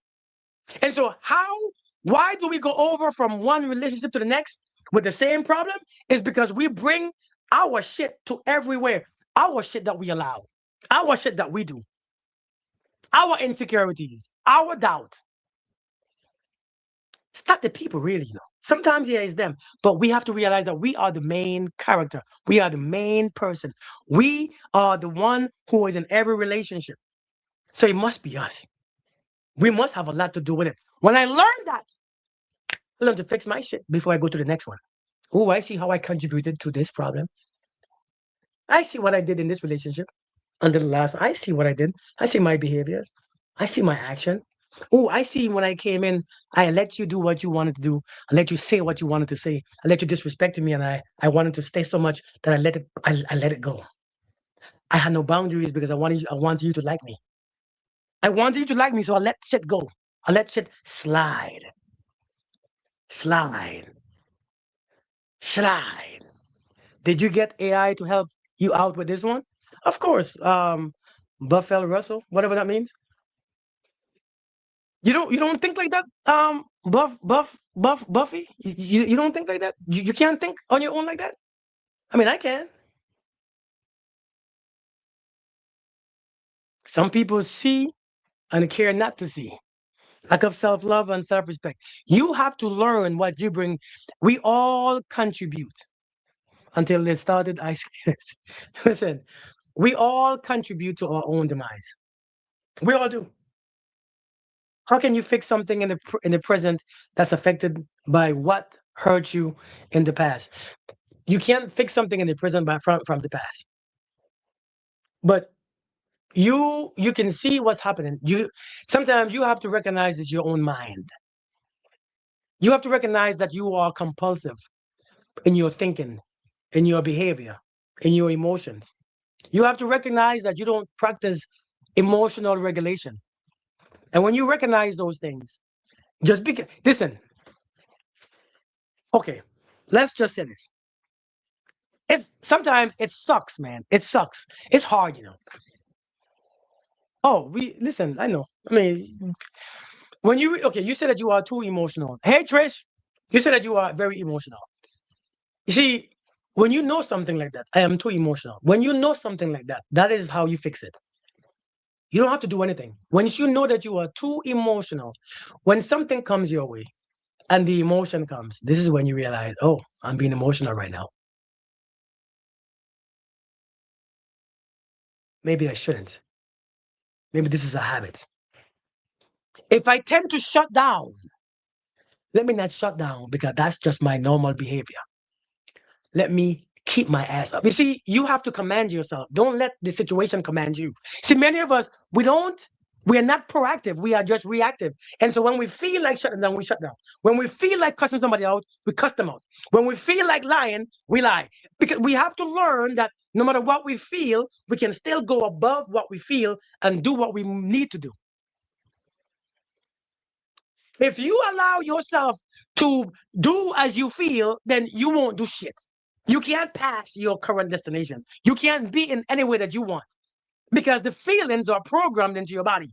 They are programmed into this reality. So what you have to learn to do, no, if I want to change, no matter what I feel, because feeling is based on the past. Okay, okay. Well, thank you, Buffy. Thank you so much. But why you bring up AI though? But why you bring up AI? I'm just curious. We have to reprogram. To reprogram is to go against your program. To go against your program, you have to understand, well, these feelings are in the old program. I have to learn how to turn my back to the old program and face what I want to face now. It's called honest self assessment. You are so right in the way you described it. If we are not honest with who we are, we will make the same mistakes over and over. And it will definitely stay with us until we change. Yeah, no one else can do it for us. Facts. Are you going to talk over 2 hours? Why? You don't want me to talk over 2 hours? How come with these questions? Why? You don't want me to talk over 2 hours?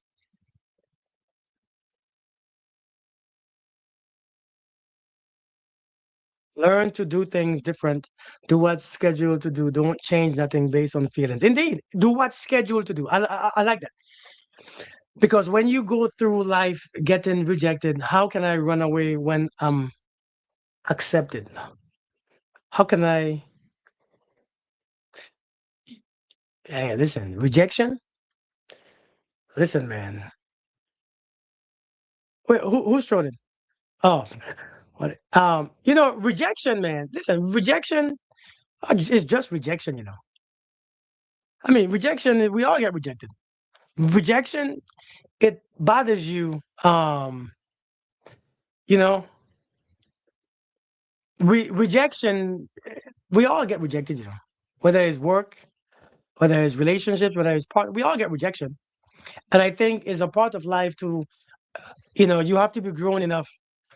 We have to be grown enough to let people not choose us. Like I said the other day, we have to be grown enough to let people not choose us. When you get to a certain place in your life, a certain age, a certain stage in your life, it has to be okay with allowing people not to choose you. A matter of fact, you tell them, okay, you're right, don't choose me anyway. You just have to just not let, it has to be okay with not letting people choose you. I know everybody don't choose me. I know I'm not the one that people go to sometimes for certain things. I know sometimes people have their own preference and stuff. And so you have to be okay with that. Thank you, Thea. Thank you so much. You have to allow people not to choose you. When you allow people not to choose you, you have reached a place in your life where you are powerful. You are reaching a place in your life that you are at peace. Seriously. So like an answer to the rejecting, using the wisdom not to fall victim. Indeed. You have to know your worth when you don't care about rejection. You see, I'm telling you, rejection, we all get rejected. It's just your ego. You haven't worked on your ego yet. When you work on your ego, rejection just feels like a daily thing. And to be honest, when you work on your ego, who you want to impress change. I'm sorry, Mama. Well, I have company now, so I can't even say what I want to. I can't even say what I'm saying. Did you get in good? Did you get in good? Did you get inside? No, I don't want to have an ego. Your ego, having an ego is not a bad thing. Having an ego, no, not you, Mama. I'm on the phone. You want to come give me kisses? Yeah. You know, it's God protection, right? You know, having an ego is not a bad thing. Having an ego is a human thing. Having an ego is a necessary thing. What if the guys use silence as temporary rejection or punishment? When people are using silence, well, it different. Some people use silence because maybe that you don't want to, maybe you want to like to argue. Silence is used for many different things. Give me 1 second. All A's. Oh, we got all A's today. Oh, we got 100 here. Ooh, 100. Oh, another 100. Wait, another 100. You got 300s today. Ooh. Oh, too smart. How come you're so smart? I don't like how smart you are sometimes, And I know about a graduation. Graduation? You about to graduate? Yeah. Oh, the ceremony. Can I go to Mina's house today? Mina said I could. Maybe. Okay. Come in. Let's have all A's. Does you have all A's? Yeah. Give me kisses first. All my grades are A's. Really? Yeah. Give me kisses. Oh, you want to say hi? Hi. That's. I remember. I made a video. Just the other day on Facebook.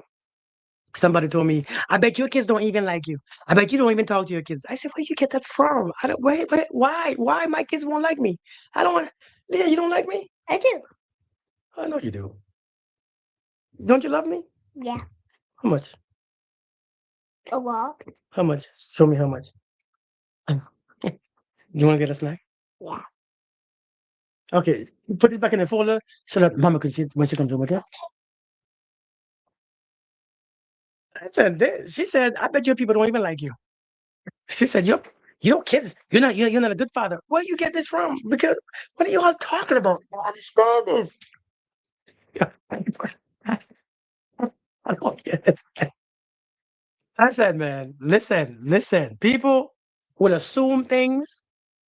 The queen walked into my life, but I treated her like a papa. See, that's on you stuff, man. Hey, that's on you, man. And once you have a queen in your life and you let her go and treat her bad, them queens don't come back. Hey, the readers, queen, how you doing? Them queens don't come back. I said, just being honest. Once you show a queen that you don't care, them queen don't come back.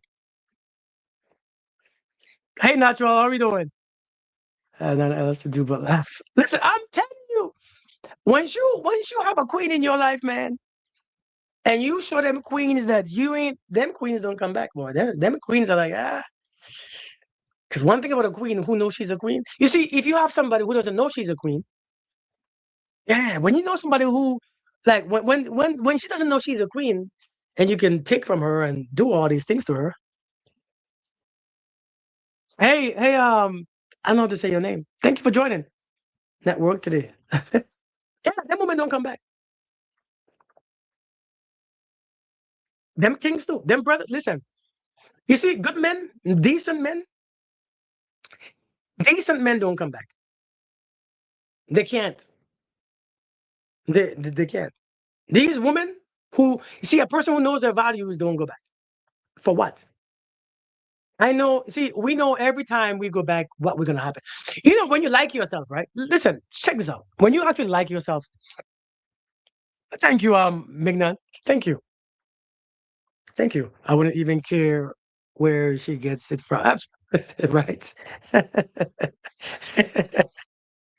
Listen, when you like yourself, right? Like seriously, like when you like yourself and you realize that every time you take yourself around some certain people, yourself don't really You don't like yourself anymore, but you know the purpose of like, you know the reason of, you know what liking yourself brings, the value that liking yourself brings. When you take yourself around certain people, you feel kind of stuff, like you feel kind of like anxious, or you feel kind of restricted. No, we good.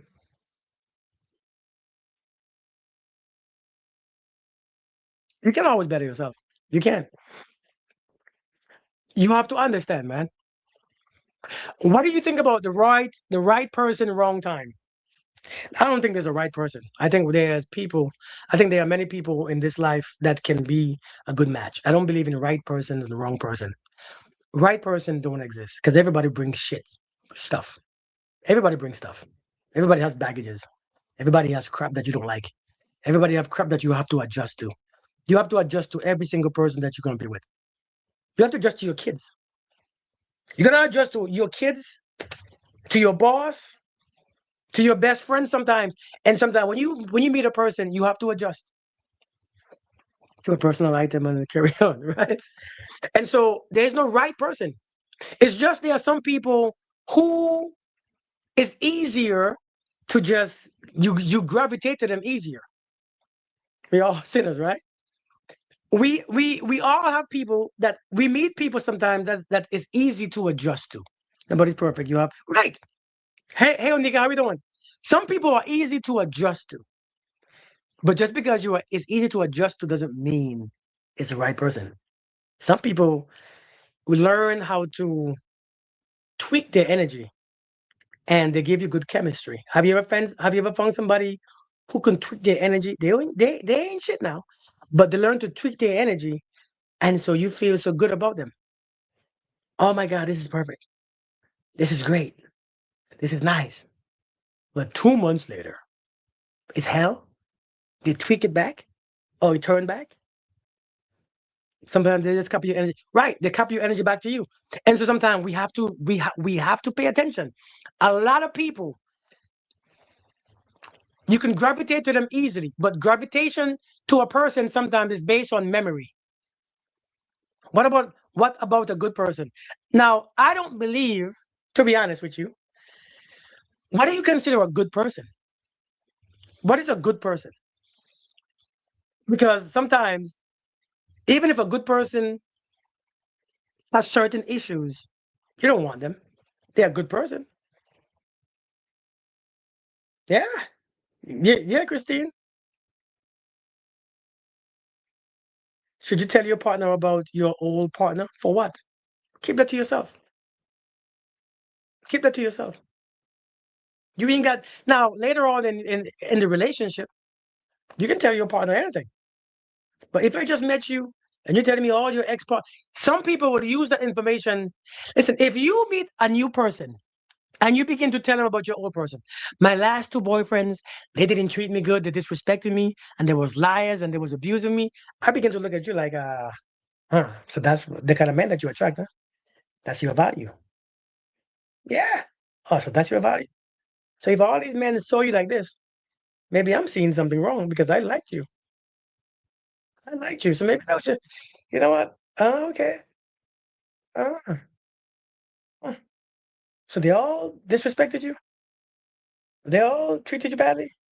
They all they all just put their hands on you? Hmm.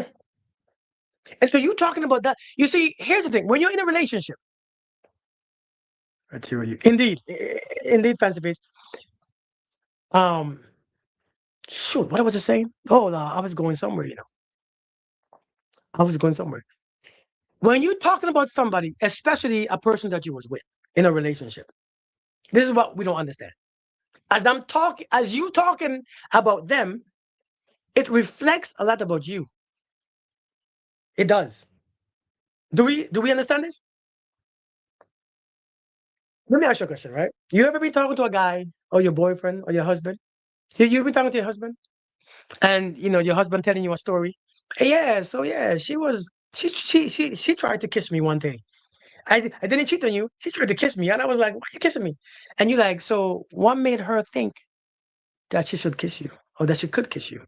I don't know, but I'm just saying. I mean, I was in the parking lot, and maybe I walked too close to her, and she assumed that she can kiss me. And here is the woman. So you telling me a woman that you never spoke to like that, that you don't give your number out, that you never tried anything with, that you never entertained, that you never even spoke to, just walked up to you. Because women, you all, I don't know, you all have invisible investigator stuff going on, because I don't know if you all are smart or we just say the stupidest things when it comes to lying. I think we just, so I don't know what you all have practicing. And so you begin to ask questions, and I can't answer your questions anymore because you know what? I'm done. Your mac and cheese was dry, and your chicken was not even cooked. And you're asking me about Vanessa.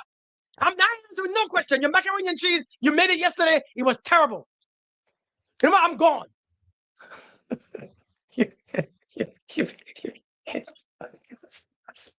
That's the only way to get out. That's the only way to make you exit. I tried it once. The last time I tried, it didn't work, so I stopped.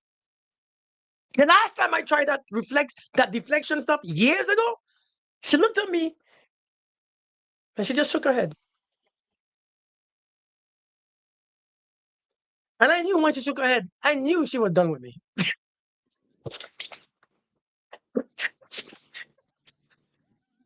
I knew she was done. I said, damn, this one is not the same one. I can't do this with this one. This one was young.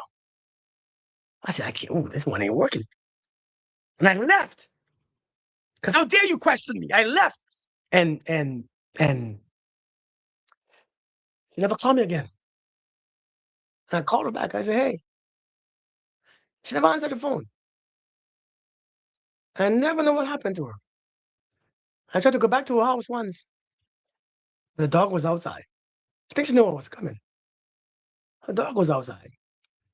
I'm like, hey, bring your dog inside. I'll put your dog in the backyard. She said, no, it's okay. He's right. It's good right there. I said, put your dog in the backyard, man. She said, no, it's okay. Dog is good right there.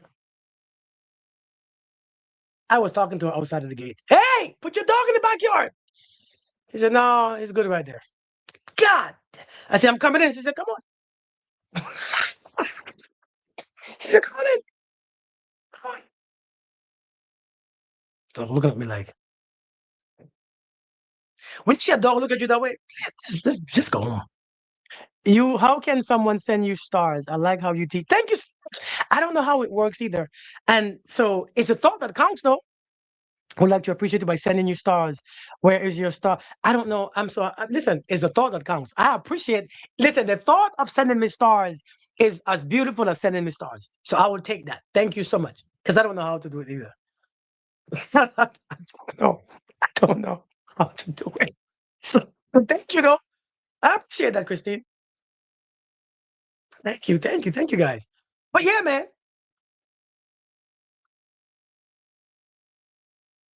The sign behind me, it's not a sign, it's your chakras. It's your 7 chakras. This is all the symbols for the chakras that you have, that you are. And that's what those are. It's the root chakra in your lower back. This is your sacral chakra. Is in your pubic area. This is in your I am powerful chakra, your solar plexus. This is sun. This is your heart chakra in the center of your chest. This is your throat chakra. This is your third eye chakra. And that is your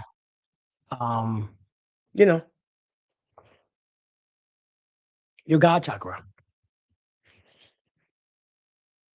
Do you mean you don't know? I can't show you. Oh, so I think since I'm on this since I'm on this platform, I don't know how to do it. If I was live on my regular Facebook, then yes. But since I'm on this platform, I think it's a little different. The one said I have a strong chakra. What is that? You have a strong chakra? That don't make no sense. A strong. You have 7 of them. You have 7 chakras. So maybe he was talking about one specific one that you was vibrating at. So maybe that's. But just a strong chakra is not. It doesn't make sense. Maybe a strong aura, but not a strong chakra. Yeah, you have 7 of them. So, and one of them could always be strong or be balanced. Hey, Yolanda, how are you doing? But hey, listen though. Let me get off of here. My daughter is home, so let me go spend some time with my daughter and chill with my daughter and cuddle because I know when she comes from school, she likes to cuddle with me on the couch. So let me are any of them bad? They are not bad. They are dualities and all. They are all dualities, right? One can, having a bad one or a good one, or having a balanced one or an overactive one. Like this is your sacral chakra. If your sacral chakra is good, you feel so connected, right? You feel empowered. Your emotions are regulated, right? Your health in your womb is great. If it's not balanced, you have hip pains, right? You feel lonely. You have a whole bunch of um I don't know, you have a bunch of built up inflammation in your joints. You have joint pains, and you feel very sensitive and emotional. And so it's all a duality. If it's active, if it's overactive, or if it's balanced. Yeah, this. Yes, I was just talking about this one. Or like this is your heart chakra. If your heart chakra is not good, if it's not balanced, what happens? It could be overactive. Or what happens to this if, like, let's say somebody that you love disappointed you, somebody that you love, somebody broke up with you, and this sends a signal in a negative way. What happens?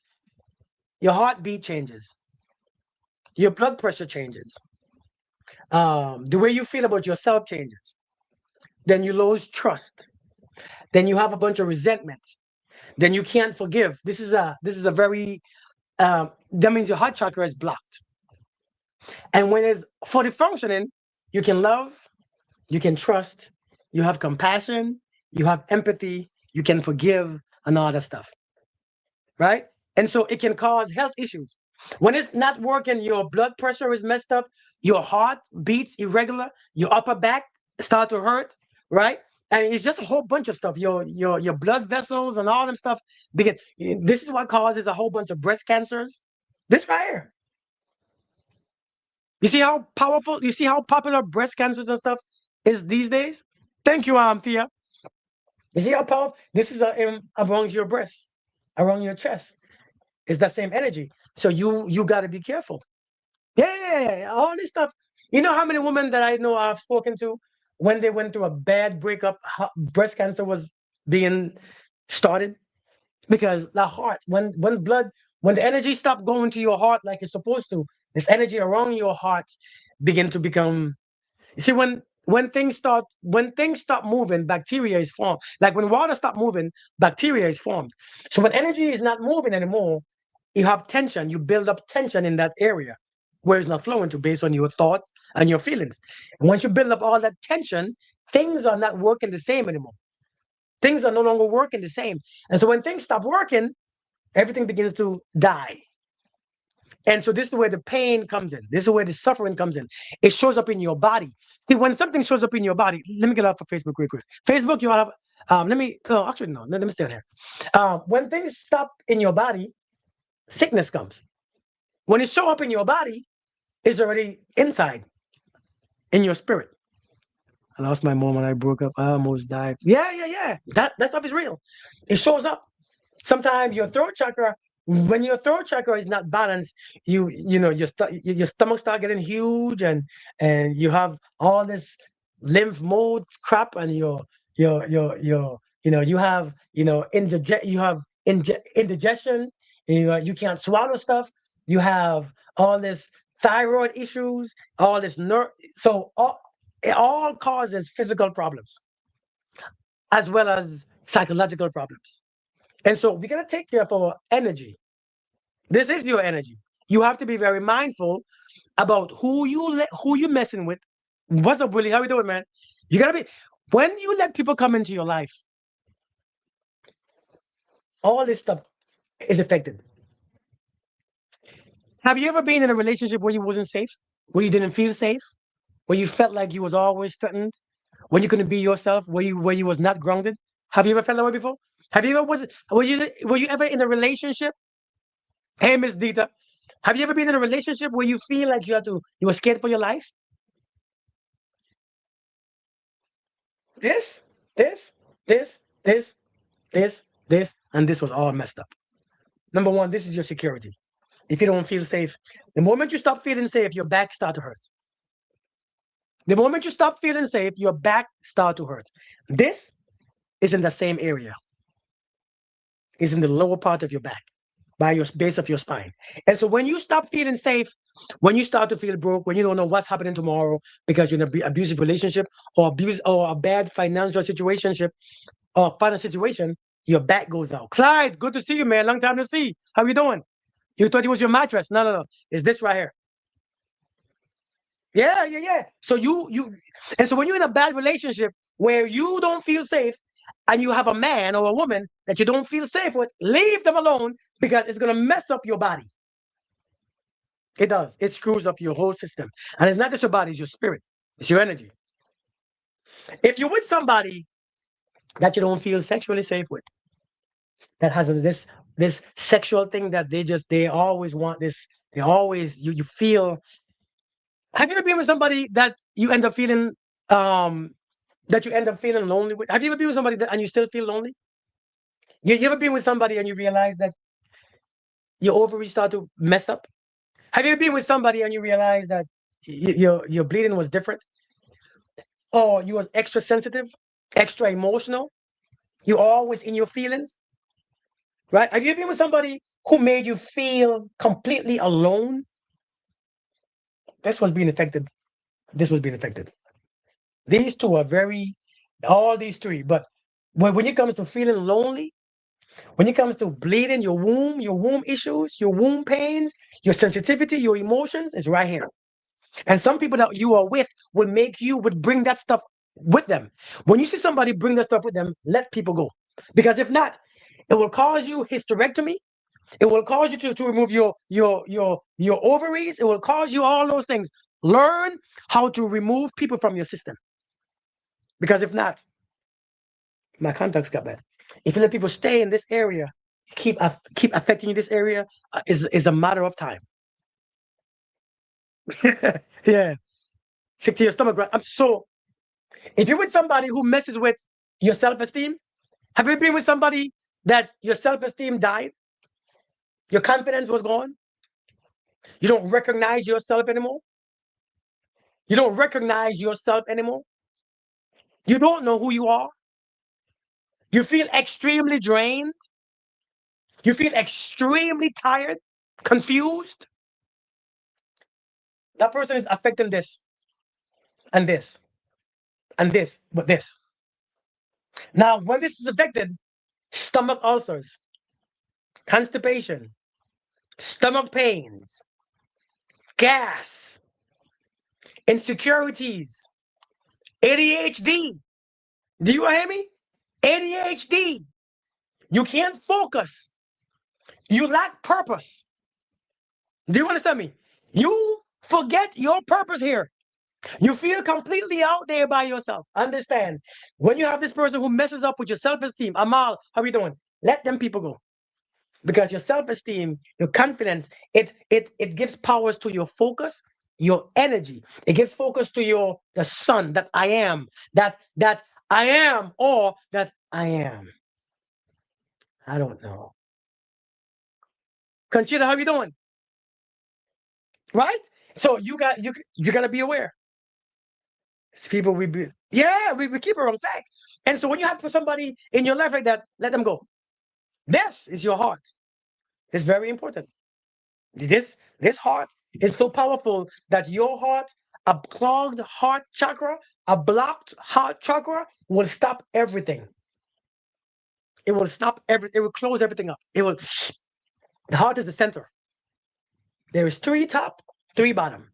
The heart is so powerful, it screws these 3 up and it screws those 3 up.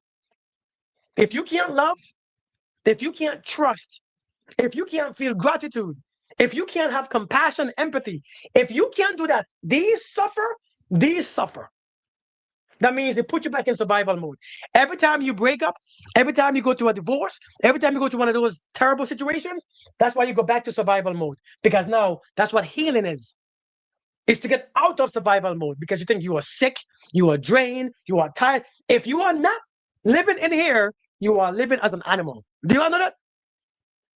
Do we if you're not living from your heart, you're living as an animal. You know, the thing about the creator, the creator gave us all this energy and he gave you a heart.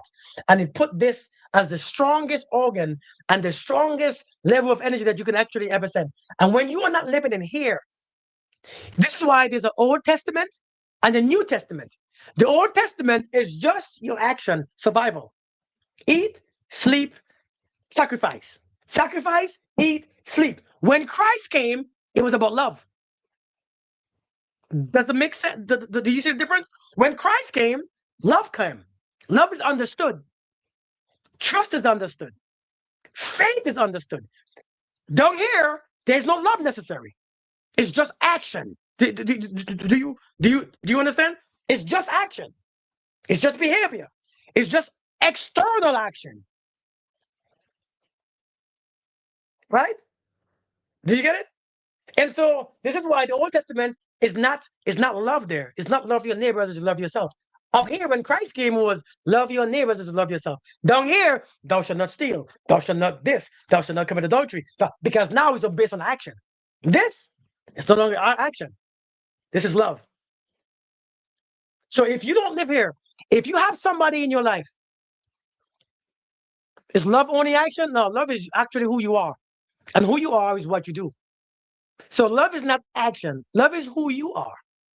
Love becomes a version of you. And you will do what you do based on what energy that you are experiencing. So love is not action, but the action shows that you carry love to certain people who need to see the action first. Because I can be love and you not know, because I could just sit here and experience love. You don't have to know that.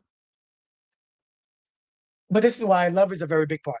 When you have a person in your life who don't support your growth, when you have a person in your life who when you're not feeling inspired, when you have a person in your life who's causing you to dislike yourself, who's belittling you, who makes you stay in, who makes you not love, the one that you hate the most. Yeah. Hey, Sheena, how you doing? Thank you so much. Well, don't work too hard, okay? When you have somebody who makes you feel hard to love, this is becoming blocked. Even if I'm laughing more now without them, but still feeling and remembering, could this hurt you? The question is, even if I'm laughing more now without them, but still feeling and remembering, could this hurt you? No. It could hurt you if when they come to your mind, you are angry. What's up, Ray? How we doing, man? It could hurt you if you still haven't forgiven them. If you can't forgive, it blocks this. Because the energy can't go. If you have things around your heart, like what people did to you, and it's surrounding your heart, because holding grudges, holding resentment, holding bitterness, holding pride. You see, like when the Bible talks about get rid of the malice and the bitterness and the pride, it's talking about the things that surround your heart so that the energy cannot go towards your heart. Hey, Lucy, how you doing? This is why the Bible says get rid of those things. It's not because if you get rid of bitterness and resentment, it means that you're going to heaven. It means you are stopping your heart from experiencing love. And if you cannot experience love, you can't experience God. It's impossible. But here's the thing. Many of us, you're going to remember the people who hurt you. Nothing is wrong with that. You're going to still feel nothing is wrong with that. But when the person comes to your memory, and now you begin to hate, and now you begin to cuss them in your mind, and send them a whole bunch of insecurities and anger, now, yes, there's a blockage there. Because if that's what you are sending, that's what you're having. In the green, heart chakra everywhere it seems. Indeed, we are human. We are. Need to work with my heart chakra. Yeah, a lot of our heart chakra, let it go. Just let it go. Yeah, a lot of us have been closed. How your father did you, what your ex did, right? What your ex-husband, ex-wife did, what your mother did to you, is blocked. And when this heart is blocked, guess what? There is something else sending out the signal to people. If this is blocked, it's sending something else, not love. If it's not sending love, what is it sending? One of this: insecurity, emotions, sensitivity. I'm not good enough. I'm not safe. If you tell a predator that you're not safe by sending out this signal, if you send out this signal, if you send it out, if you are hurt and you don't feel safe, you are, listen, what you are doing, you send out a signal. If you are not safe, if you tell a criminal, would you tell a criminal, I'm not home for the week? I'm not home for the, would you tell a thief, I'm not home for the weekend? If you tell somebody who's honest and a person who's a thief, hey, I won't be home for the week, which one would you attract to your house? The criminal or the one who's honest? Which one do you think will come to your house when you're not there? Think about it. The criminal, right? The criminal. And so many of us are hurt. And when you are hurt, you are unintentionally sending out a signal. You don't feel safe. I'm not present. I'm not present. I'm not present. When you are not present, you invite predators. You invite people who want to take advantage because you're not there to say boundaries. You're not there to say stop. You are not there to say, but no, you can't. You're not present. You're not safe. Does that make sense? Why do you keep attracting those same people? You don't feel safe. Yes? Your emotions? Your strong emotions? Why do you attract emotional love? See, people who struggle in this area, you're going to seek chemistry. Thank you, Selena, for the gifts. You're going to see chemistry is strong in this area. You need chemistry. Does that make sense? Chemistry is very strong. You need that chemistry. Hey, Miranda, chemistry, because this is your emotional space right here. So chemistry is what gets you excited. Chemistry. Because why? It's a part of being an emotional person. So you are drawn to a very high chemistry person, somebody who can turn you on by just seeing them. Hey, oh my God. Every time I'm around him, I'm just so turned on. You don't understand. Every time I see you, I'm ready. Every time, oh my God, I can't be with boring people because he has to be fun. Like, oh my, I feel so alive. I feel so alive. Right? Because your tongue gotta stick out. I feel so alive. This right here, you gotta bring this to balance. This has to be balanced, man. If this is not balanced, I'm telling you, your inside is gonna be messed up. Especially your ovaries and your all them fibroids and all them nonsense that you be getting. This right here, balance this. Let go of what hurt you. Let go and heal who and what has hurt you. Let go of that person who has touched you inappropriately when you was a kid. Let go of that stuff. I know it's hard, and I don't understand what it feels like because I've never been in that situation. But I'm telling you, for the sake of your healing, your womb, for the sake of keeping your feminine parts, your female parts, holding on to them, let that stuff go. Don't give nobody the power to remove your internal organs. Because that's what happens to another woman. Don't give nobody the power to remove your internal organs because you need those. Because I know when a man stopped getting erections, his Lord, he so I can imagine you not having, you know what? I don't know. I don't know what you feel because I don't have ovaries that's been removed. I cut my stuff to have not having kids anymore. I cut my stuff off. No more kids. I can't have kids anymore. But I did it. Hey, let me cut this stuff off. This stuff is behaving wild. This stuff is too act. This stuff works. Hey, Kool-Aid, this stuff is working. Let me cut it off because I don't want it to work no more. Right? Anger, my fibroids. Yeah, I'm telling you. Yeah, so let them come. Forgive that person. If you can't listen, forgiveness. You know, as I get older, I realized the importance of forgiveness. This stuff right here. If you want a clean heart, and 3 weeks at a time. I'm telling you, yeah, actually, that's real. If you want your heart to function properly, you want your blood. Some of you haven't had a regular blood, what do you call it? Blood pressure in a long time. And you still haven't connect because you don't connect the dots. It's hard to connect. You don't realize that you mean not in the frequency of love. Drake, man, you missed a lot. You don't understand that your blood pressure is tied to your heart chakra. Your heart is where your blood pumps. So therefore, your blood pressure has a lot to do with your heart chakra. It does. It really does. I remember when let me tell you, I was diagnosed with high blood pressure once. I was diagnosed with high blood pressure once. I was not no more. But then when I connected the dots, I realized I was going through my divorce, and I was overseas on a deployment. But my heart was broke. My heart was broken, and I realized my blood pressure was extremely high. And so I remember it was a white doctor. It was a white. I remember this day. I went to the doctor for my blood pressure. Actually, I went for something else. And the white doctor, oh man, he doesn't care about what he said. Don't give a damn about what he said. He just said things that came to his mind. He said, "You know, you all black people have high blood pressure." I said, "What now?" Yes, mama. She asked you to? She's Ask your mom to text her mom. Ask your mom, right? To text or call her mom, and I'll take you over there if your mom say yes. Okay, because your mom has a number.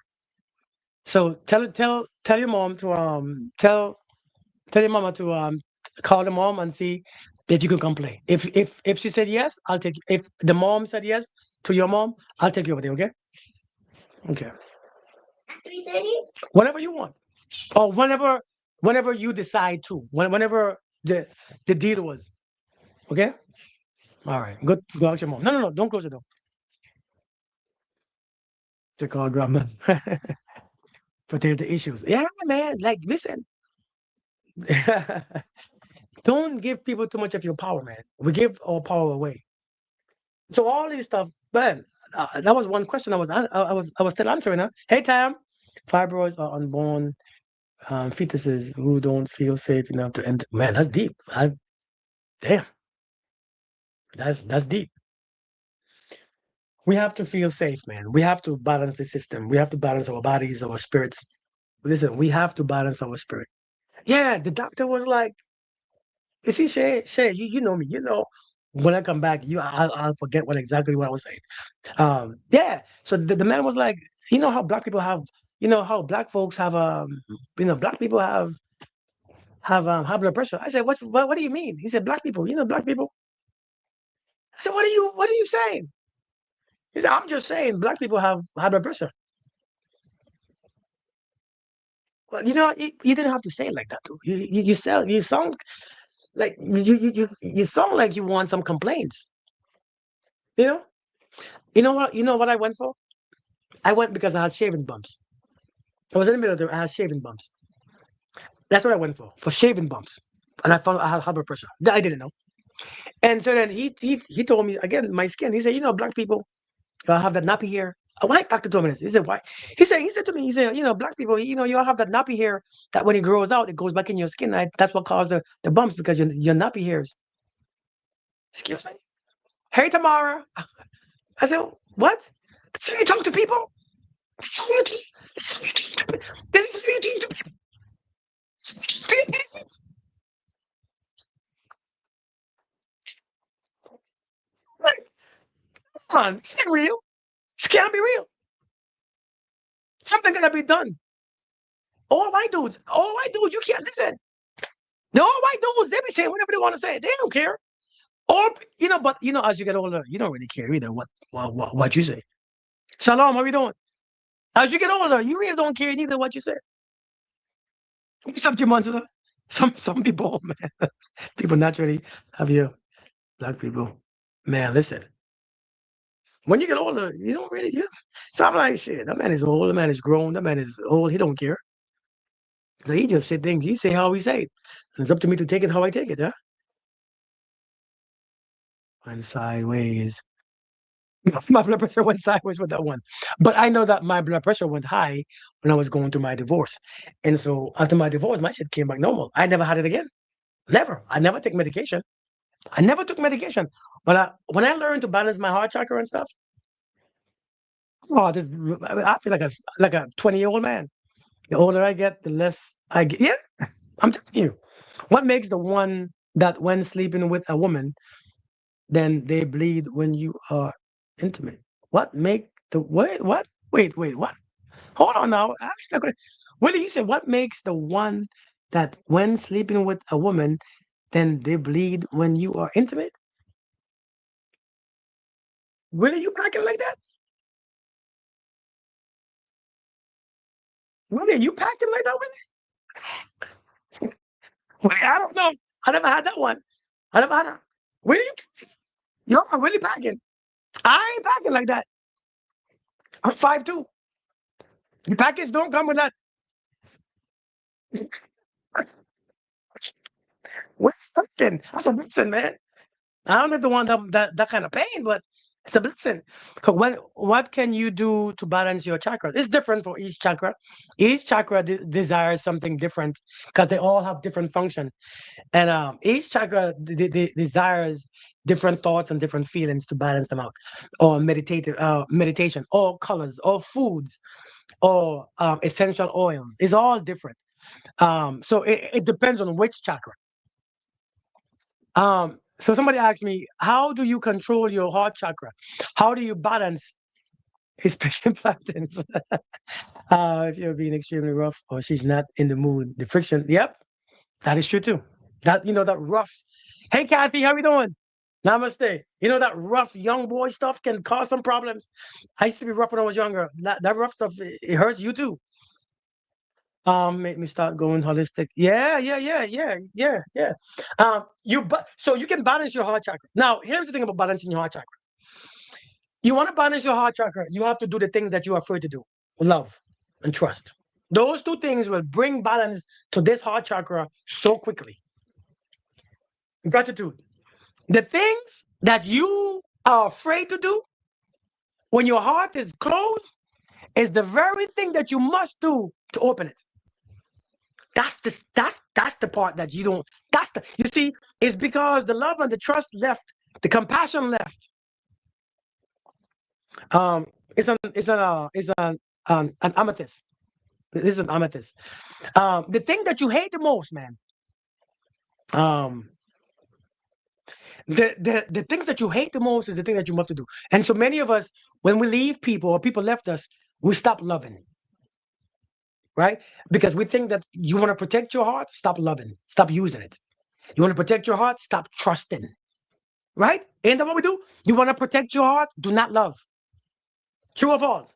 You want to protect your heart, do not trust nobody. You want to protect your heart, don't stop caring. And that's the very thing that breaks it even more. That's counterproductive. That's the very thing that breaks it in multiple pieces.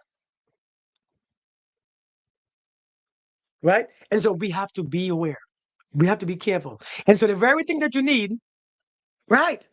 What does it mean if your chakra colors? What do you mean your chakra colors? You mean like if you're drawn to those colors? That very thing that you must do to balance your heart chakra is to love and trust. Bring it back. When you bring it back, you see, when you had love and trust, it was working perfectly fine. When you remove the love and trust, it went back to crap. It went back and messed up it just broke. But I don't know how. Jules, you don't know how to what? On a call, coach. Okay. All right, brother.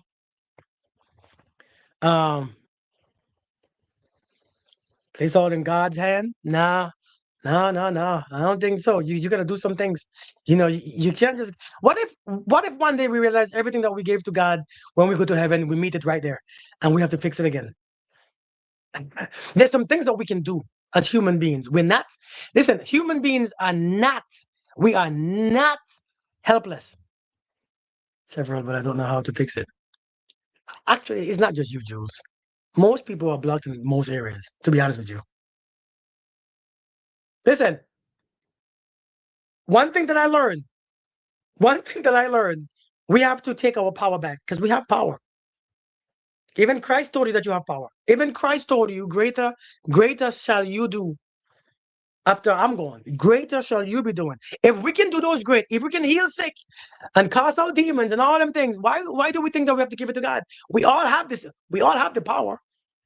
We just don't use it because we don't want to study to have it. Told me. So that's different. That's a different thing. They're probably talking about your aura. They're probably talking about your aura. He said, you gotta fix this. It's your journey. He didn't take it away your love. He didn't take away your love. Trying to keep her nervous from getting attached or attacked. Yeah. Yeah. But in the meantime, even though that you're not trying to shut the love off, that's what you're doing. You're still shutting it off. Even if you're not trying to shut it off, that's what we're doing. So it's a skill. It's something that you have to learn how to keep love there and how to balance your nervous system at the same time. Because if you're trying to balance the nervous system, and if you don't do it properly, it's the same thing, no matter what your intentions are. Right? Hey, Kaya, how we doing? Thank you. To do our part as well. When you're feeling exhausted, it's best to let God. Yeah, I get what you're saying. I get what you're saying. But I keep doing this, but that ring in my dang nose, I almost put it out. That thing, a woman's nervous system is wired to co-regulate. A man can do it on his own. A woman can't. I don't know. I met some women who can. I don't think women. I don't know that. But you know what? I'm not a woman, so let me not say what women can or can't do. I have no idea. I know as a human being, these are human lessons that I've learned. But I didn't know it was a difference. Why your wife, your daughters come to you. They come to me because I'm there. But who does the woman come to when they have nobody? They come to me because they trust me. They come to me. My wife and daughters come to me because they trust me.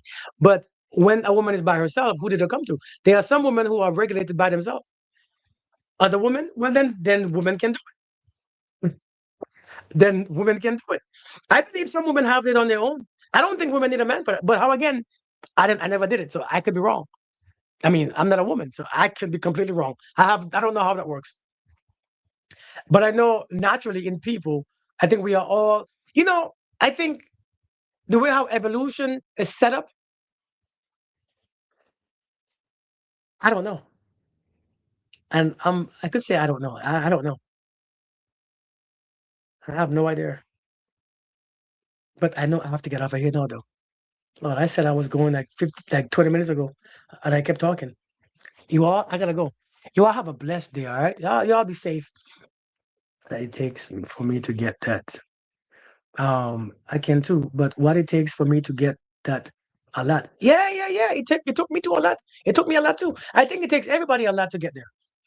It took me a whole lot to get there too. Men don't do that. Men who are not aware do that either. Men who are not aware can't do that. Well, Mina's mom said she'll pick me up at around 4. At 4? Yeah. Okay, good. Okay, go take your uniform on and put on some shorts, okay? But it's hot outside. Okay, then put something on else, not the uniform, okay? So get dressed and get a snack. All right, don't lay on that shirt, okay? All right, folks. Y'all have a blessed day. I love you guys, man. I believe. No. Don't lay on. Don't do it to the shirt. Y'all have a blessed day. All right. Bye. Love you to Miranda. Y'all. Hey, Jamisha. Talk to you later. Hey, I love you guys. All right. You all be good. You all be kind. I gotta go back and listen to the whole live again. Oh, really? Oh, you missed some. Oh, you are. Yeah. You all still blessed. You all be at peace. Thank you guys and my daughter. Sometimes when my daughter comes home, all she wants is to bother me, bother me, and bother me, and bother me, and bother me, and bother me, and bother me. While you bothering me, I like it. go get dressed. You could be. All right, man. You all be good. Peace and blessings.